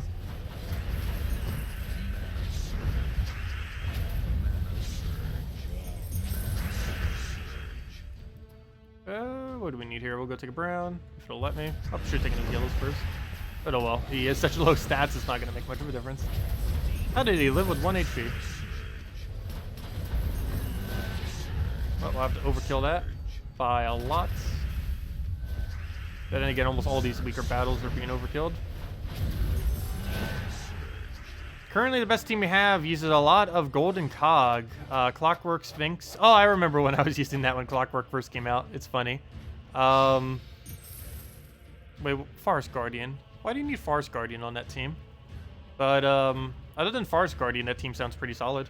You just go and spam into Rowan, getting armor boosted, and then one-shot Rowan the entire enemy team. Is there a way to do it quicker than that? You could try Templar into good board alignment, because that would immediately feed it mana while simultaneously getting its thing up. The only issue with that is actually getting alignment on it. But yeah, dropping the cog completely and going for like Templar, Sphinx, Rowan, and like some kind of support. Well, then again, I guess you would kind of still need cog. But how would you go about that? Yeah, there isn't much of a quicker way to do that. Sphinx is already pretty quick. Templar is pretty quick. And that's about it. Most other... Honor. You could try using Honor spam. Is pretty decent. You probably have that laying around. All you have to do is open some guild chests, and you'll probably get an Honor. Especially if you have fully traded Honor, if you have the orange orbs for it, or the trade stones laying around. Because he gains 10 to all stats in PvP, which is a gigantic boost. That's an extra whole 10 armor per cast, since 10 to all stats does include magic.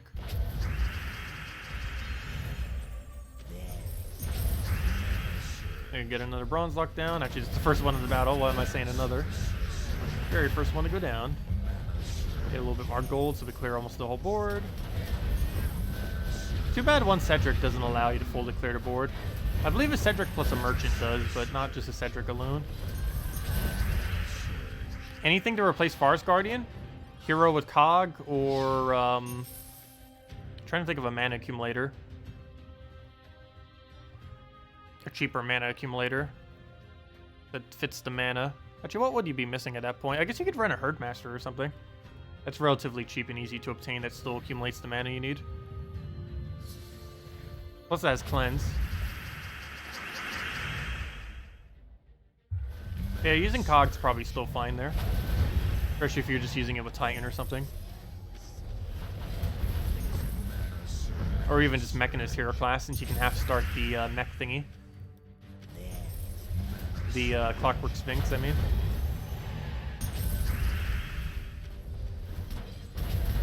Hello, Zeddicus. Welcome.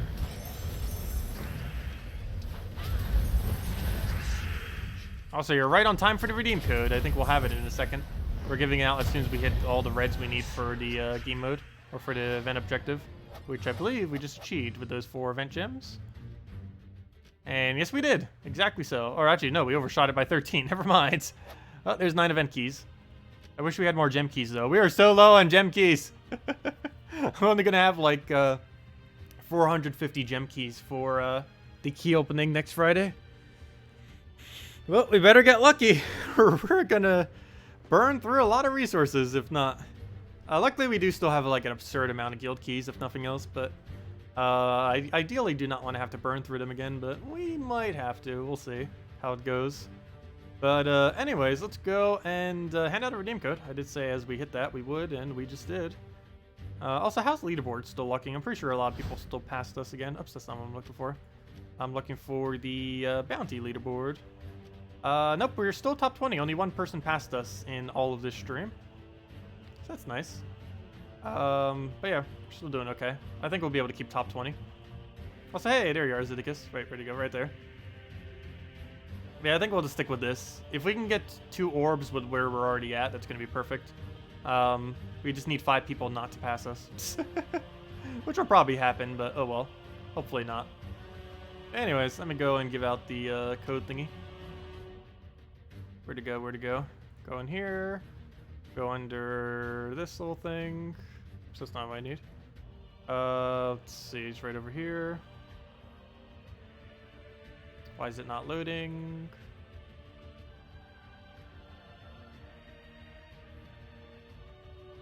There we go. Click edit, mark it down. So we know we used it. Copy, copy. Save it. Put it over there. And boom. Success. Let me go claim it for the other account because it still needs it as well. Back to me. And paste that right in there. And copy, copy, and put it into chat. There it goes. Go. There is the redeem code right there. Oops, it didn't go. 1 second. There it goes. I didn't have the box selected. But there's the code. Use it on gemsofwar.com underneath the game code section. Or simply go click that link that is right over there. Your invite code can be found there underneath your settings menu. Whatever your game says there is what you put in. The redeem code is right over there, obviously, that I just mentioned. Right over there as well as in chat. You just copy paste it. Same location as always, gemsofwar.com underneath game code section. And gives the same reward, or actually slightly different reward. 2 treasure maps, 1 gem key, 2,500 gold, and not 200 souls. Don't know what happened with it, but Salty still hasn't replied back. She'll probably get back to me on Monday. But yeah, they nerfed these 200 souls. With how many redeem codes we give out, that's like 2,000 less souls per week. Actually, no, we don't give out that many. That's like 1,600 less souls per week. Not like that matters. But there we go. Okay, let's go and I guess we'll farm a little bit more glory then. If anyone still has anything else to ask, just let me know. Glory farming is about the only other thing we still have left to do this weekend. We already finished pretty much everything else we need done. Oh, that and Guild Wars for tonight and tomorrow night. But that we'll do on the other stream. What is today's color? It is Purple Day. What's today's color? Just look at shirt. It's actually one of the reasons why I got these shirts, so I would never forget. Oops, move that one over.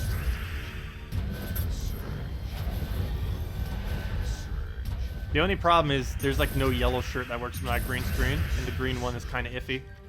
Oddly enough, the green one works better than the yellow one with the green screen, as in not green screening.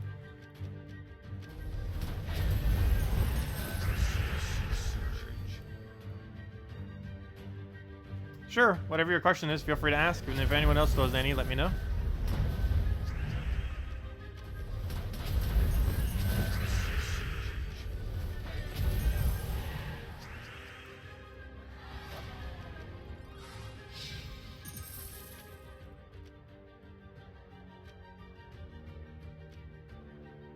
There we go, fire bombs. And an easy sunbird right in the middle there. Or I shouldn't say easy sunbird, that's gonna probably keep reviving like crazy.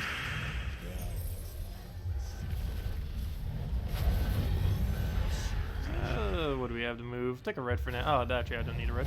But he'll cascade into nothing useful. Let's move that. I'm actually want him to clear the board so he'll finally give us something.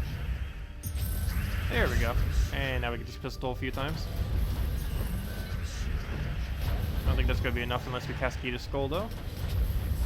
Oh, never mind. It was exactly enough. Well, almost exactly enough. We overkilled it by 1 damage. Really? The exact same team again? Can you show what kingdoms to do for the Underworld and for Titan class? Underworld is Cinder Mirage. Titan class is... oh yeah, I probably should do an updated video on like what kingdoms to do for stuff. I was meaning to do that for the other account. Actually, that was going to be the 10,000 video subscriber thingy, but I still haven't finished that yet. It's something I really need to do since we already hit 10,000. Because I haven't had as much time recently. But definitely need to do that. But yeah, I can go over that really briefly right now. Like all the kingdoms that you should initially do. So 1 moment. Let's go back to main menu. So the 2 most relevant ones, or the few more relevant ones, is first things first. Go do Stormheim because you need it for Titan. Once you finish out the quest line and bonus quest line, you'll get Titan, and that's the best hero class currently in game. Also has a really good weapon for early game, and is just overall insanely good for literally everything, even early game. So yeah, go get Titan. Then you would go to Blighted Lands. Blighted Lands you need for Soulforge. Main reason you need to unlock Soulforge is you can't start leveling Soulforge for free until you have it unlocked, so you need to go get it unlocked. Next you would go to Drifting Sands and complete out that quest line. This is to unlock dungeons. Dungeons you need to earn diamonds per day. And that's pretty nice. Especially you'd want to unlock that before the first Sunday that ever comes up on your account. Because you'll want to keep throwing 50 gems every Sunday to get the diamonds. You can get 80 diamonds for 50 gems, as well as 2 gem keys, a celestial trait stone, and a bunch of other stuff, as long as you finish the very first battle in dungeons, which is pretty easy to do with like nearly anything. It might be a little bit hard to get in the first 3 done initially, but the first battle should be pretty easy regardless of what you have. But yeah, doing that's really very important to go do, because that's a lot of diamonds, and it will help you start crafting legends and mythics, particularly mythics. After that, you'd probably move on to go do Cinder Mirage. Cinder Mirage is what ends up unlocking the underworld, and that unlocks the capability of doing delves. Delves will mainly allow you to start getting legendary and mythic ingots to a really high degree. You basically just camp level 20. The current best faction to camp level 20 would be Crypt, because it has 1.5 treasure rooms, making it the absolute best current faction to camp if you're going to bother camping at level 20. Though you could do it literally anywhere, but Crypt is the most efficient place to do it currently. And other than that, that is basically all the initial things you really need to do. And you can actually get most of that done in like the first day if you played like literally the entire day. But realistically, you can get all that done in actually about a week or so. And those are definitely like the really important first objectives you should get done. And oh, of course, finishing out Broken Spire, but you generally get that done by default. But you need that for Arena. That's like the very first thing you do, because that's how you obtain all your souls in early game, is through Arena. You can also gain it through Treasure Hunt quite a bit, but you might lack maps early on. If you are lacking maps, one way to go get them is go complete out Zolkiri, and that'll give you Tyree. And Tyree has a 20% chance per cast to give you a map, and that'll basically give you infinite maps, especially if you passively use it on your PvP team or whatever team you're using.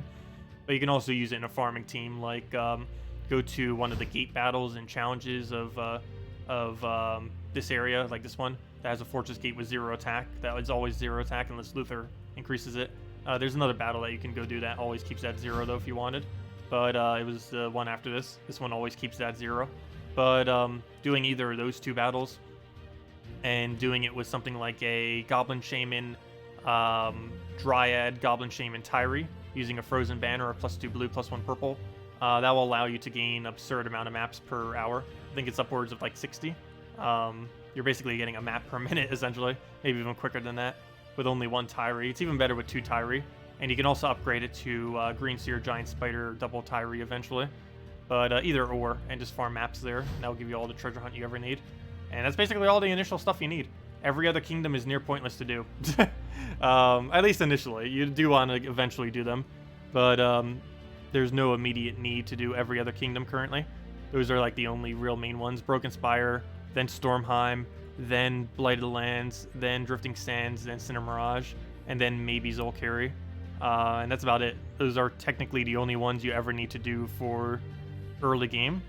And until you start actually upgrading all the kingdoms, do you really need to do the other ones? Let's see. You just got King Bloodhammer from Chest. What's a good team to build around? He's only particularly good once you have him fully traded, but he's generally used in various Skull Spam teams. I don't know what you have to use, but the best team that uses him is Great Maul team or Doom Skull Spam. You would need Glaceon to properly do a Doom Skull Spam team with him, though. But he also works pretty good in teams like this. Great Maul Mercy teams. Don't even need the Inferno King. Actually, technically, you don't really even need anything other than... you can probably do it just with King Bloodhammer into a really good first slot that is effective with skulls. Even just using like Assassin hero class, or really just any hero class that has a decent amount of attack, would probably be perfectly fine to use with him. You do want to make sure he has some way of obtaining blue though, but as long as you have that, you'll be fine. And the main reason you need blues on the board, of course, is just so he has more area to Doom Skull off of. Glaceon's pretty good for that if you happen to have it, because not only does it create Doom Skulls, which gives you more chances to align, but it also creates the blue that you need for Bloodhammer. They're also both from the same kingdom, so you also get some extra bonus of armor or something. So should taking those reds. But all we have to do is double tap him now. Here's Blunder number 1, and I think we can almost kill it with Baby Dragon. No, it's not enough damage. We can just Mercy into that. And that's that. Yeah, the most common team that tends to use him is Glaceon with Bloodhammer, and then you throw like an Apothecary and one other thing. And that tends to get used quite a bit for him. Oops, why did I throw this against a real team? Whoops. We could fail now. I didn't mean to actually throw this against an actual team. It can win against it, though it's slightly inconsistent.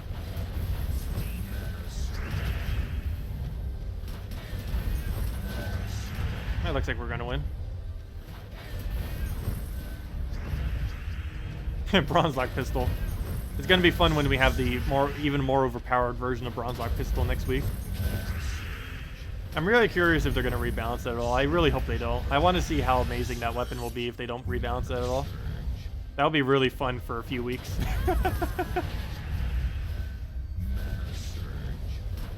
And he's dead.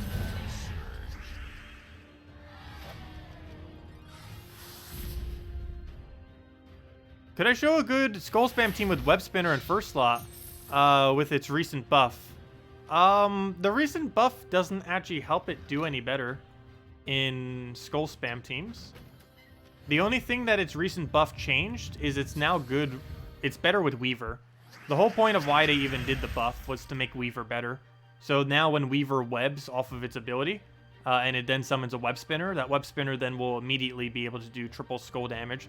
Whereas before, you had to go get an entire cast of Web Spinner in order to do it. But now you, by default, will automatically be able to do 3 times skull damage after you summoned a Web Spinner off of your Weaver. But no, their normal Web Spinner teams aren't any different. They're the exact same before and after the buff. It just makes Weaver teams stronger by giving the Web Spinner the capability of automatically hitting 3 times skull damage afterwards. So if you don't have a Web Spinner, the buff is like near useless, because that's the only thing that it really got buffed for. There's no realistic web team other than using it in the context of him summoning off of a Web Spinner, off of a Weaver, where it would ever be worth using. At least in that context, because there's no web that would be good enough for it. Web is a very, very hard to place mechanic. Weaver's the only thing that does it properly, currently. What do we need here? I think we do this first and then do into the other one. And he should be dead off of that. Oh no! Whoops! I forgot. Okay, that's still fine. I keep thinking, I don't know why, I keep thinking Inferno King does red to skull. I'm so used to the other few that can. Yep, I got a new pet. Oh, never mind. Ah, it's been so long since I actually got a pet gnome. That one white pet food threw me off for a second. But we already got a pet. We got Max. That's not good. We had that thing maxed ages ago. That was like one of the first few we even got maxed.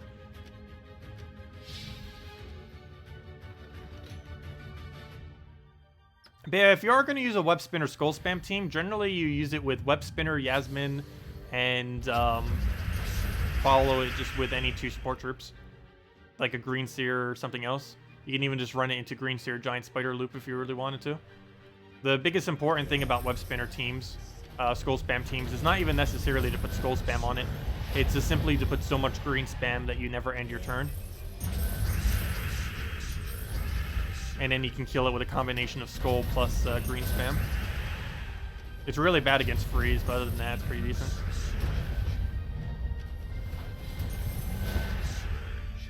What's my favorite green Guild War team? You use 4 green teams. I sometimes use Web Spinner Yasmin, as I just mentioned with some other stuff. But I believe I finally switched it because I hate using up against freeze. I believe I used some version of Yagway Tapon, if I'm not mistaken. I use a red spam Green Day instead of a green spam Green Day. Let me go double check. I know it's Yagway Tapon something something. I just forget the exact order. And of course, there's several troops that you can replace out, depending on what you actually want to use. If it would ever load. Pretty sure I'm using Wordbreaker or something too, just for mana accumulation. Because of course that's important in Guild War. Yeah, that makes sense. Yagway, Tapon, Wordbreaker, Yasmin. Yagway's for insanely high damage. Tapon is for brown to red immediately. Wordbreaker is for high amount of mana accumulation. And Yasmin is to entangle off its final trait, plus it's just really good at spamming greens, which as a backup plan is always good with green. There's a lot of greens that can spam green, but she's one of the better ones. Her and Web Spinner are the 2 best for it. As far as the ones that actually use the color of green. Of course, Green Seer and stuff like that would technically be the absolute best, but we can't use that today because it's Green Day. Or actually, we can't use it today because it's Purple Day specifically, but you know, for a Green Day, you would can't use non-greens unless you want to reduce your points some. Yeah, that's what I personally use. Really, anything that's Yagway Tapon would be fine. You don't need these 2 mythics. You just go and support, or you just use smaller supporting troops, like maybe like a Dark Maiden into something else. Give him his little bit of extra HP and then just go from there. A Zugaf troop in raid events counts as a boss. That's about it. Yeah, there's really nothing that counts as bosses. It's, the only thing that ever counts as it is Zugaf. There's a few things that count as it. The final battle on the 5th and 10th battle of raids, though both of those are so easy that even as a newer player, it wouldn't even matter if you use a counter, a boss counter. There's Zugaf in raids, which will always count as a boss. That's the main thing you would ever use a boss counter for. And the only other thing that counts as a boss, though I already just did them, is dungeons. All 3 of these troops, that are here every single time, like this King Gorgolfa, this King Behemoth, and this Eternal Stonehammer, these count as bosses as well. Though generally, by level 100, you're pretty much at the point where you should be able to clear these, even without the assist of like a boss killing troop. Though you might still need a boss killing troop to help with these. But yeah, those they also work on. But yeah, there's very few things. And as far as towers, there's even fewer. The only thing that tower counters can be used on is literally invasions. There's not a single other instance where you can use a tower counter, unless they're going to be adding new game modes in the future that are going to have bosses and towers and stuff, which would be pretty cool because that would give all these old raid and invasion troops some kind of purpose, whereas currently they're like near useless.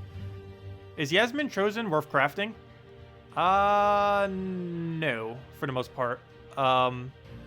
It's a little bit towards the inconsistent side, and you only really use it for Green Guild War Day and very occasionally in Delves. And that's about it. I personally wouldn't really go for it. There's a lot of other things you'd probably want to go for first. If you feel like you've already crafted everything, it's definitely fine if you feel like you need an assist troop for Green Guild War Day. But there isn't much else you use it for. Because even Salvani Mora, in the case of Delves, tends to be better than it. And the only time when Yasmin is better than Salvani Mora for Delves would probably be Hall of Guardians. Simply because in Hall of Guardians, the Gargoyle boost ratio is off of all attack and battle. So it's more important sometimes to entangle the entire team than it is to just entangle first slot. But no, Yasmin's really only used for Green Guild War. It's one of those few mythics where literally its only purpose is pretty much running on Guild War Day. There's a few other instances, but it's mainly for Guild War. Actually, about a third of the mythics in the game are like that, where or maybe more towards a fourth, but where the only purpose of using the troop is like using it on the Guild War Day, and that's like it. But yeah, did anyone else have any other questions or anything I may have missed? Why aren't you opening those chests? Because I saved them for when new content comes out, so that we can get it immediately without having to waste other resources. For example, these gem and glory keys I'll be throwing when the new mythic comes out next Friday. These gold keys I'll be throwing, I actually have no clue when. Normally you would throw it when a new kingdom comes out, but it's going to be a while before they add a new kingdom, because factions basically are the new format of new kingdoms. Event keys I throw for whenever a new legend gets introduced to the game. Guild keys I save for when I run out of gem and glory keys to try to get mythics. And VIP keys I only throw as an absolute backup plan to try to get a mythic, as they do have the highest chance of dropping a mythic. And that's it. So yeah, I always just save these for specific things, just so we can get new content easier, without having to go out of our way to spend other main resources, like gold, glory, souls, gems, and stuff like that. Ideally, we want to touch those as minimally as possible when opening keys to get new stuff. Well, Zugaf still one-shot them. Zugaf one-shots everything in the entire game, except for the troops that have immune to instant kill. So the only troops that it would not kill, if you were to own a player-owned version of one, are the 6 troops. Oh, you know what? That's interesting. I didn't think about that. You can actually use these troops against Zugaf in raids. These 6. All of the Dooms do have immune to instant kill. And to my understanding, it should be immune to Zugaf.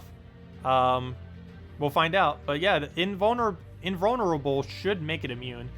So you know what we should go do just for fun? We should run 4 Dooms against Zugaf and see what happens. Just for one battle. Even if we lose, just for the sake of doing it. We need to go and use 4 of the exact same Doom and see what happens. Unfortunately, they'll all be the same color, because we can't change them to a different color. Because each event will only be giving us one specific Doom. Like, let's say the first one's blue. It's only going to give us blue Dooms, or Doom of Ice. And it'll be another 5 months until we get the other 5. So it's going to be until, wow, it's going to be like April by the time we have every Doom. But I kind of want to do that just for fun to see what happens. Also, I didn't even realize each of these are actually associated with a kingdom, too. Shentang, Blighted Lands, Glacial Peaks, Suncrest, Bright Forest and Drak Zoom. Interesting. Zugoff still one-shot them? I don't think it will. It one-shots through barrier, but instant kill does not kill Zugoff. So why would Zugoff kill something that has instant kill immunity? I don't know, but we'll find out when it happens. I believe it will be immune, but we'll find out when it happens. But anyways, guys, I'm going to be heading off for now. We'll be back in 7 hours from now, 48 p.m. Eastern Standard Time stream, as we do every single night. We'll mainly be going over Guild War Day for today, which is purple, and probably doing the last delve, and probably just farming some more glory. Other than that, this Monday we'll be having the new event as normal. Next Friday we have a lot of stuff coming. We'll be having the new Mythic and the new Hero class, and possibly the new meta for PvP due to the weapon that's coming in with the Hero class. It's probably going to be one of the few Mythic weapons that is actually going to be insanely good, other than Dragon Eye or Creeping Death or some of the other ones. But it's probably going to be better than Dragon Eye, at least for PvP purposes. So really interesting how that pans out. And also Halloween's next week. Actually, if I'm not mistaken, it's exactly on Wednesday, which is funny because we're getting a Halloween pet on that day. That little voodoo doll. Wait, is it on Wednesday? Yeah, it is on Wednesday. That's funny. We're actually getting the pet exactly on the day. It's not showing right now, but the little voodoo pet thing. But anyways, guys, thanks for stopping by. I'll see you all later. Have a wonderful weekend, and goodbye, everyone. Thanks for stopping. Yeah, I just said that. Goodbye, everyone. Enjoy the weekend.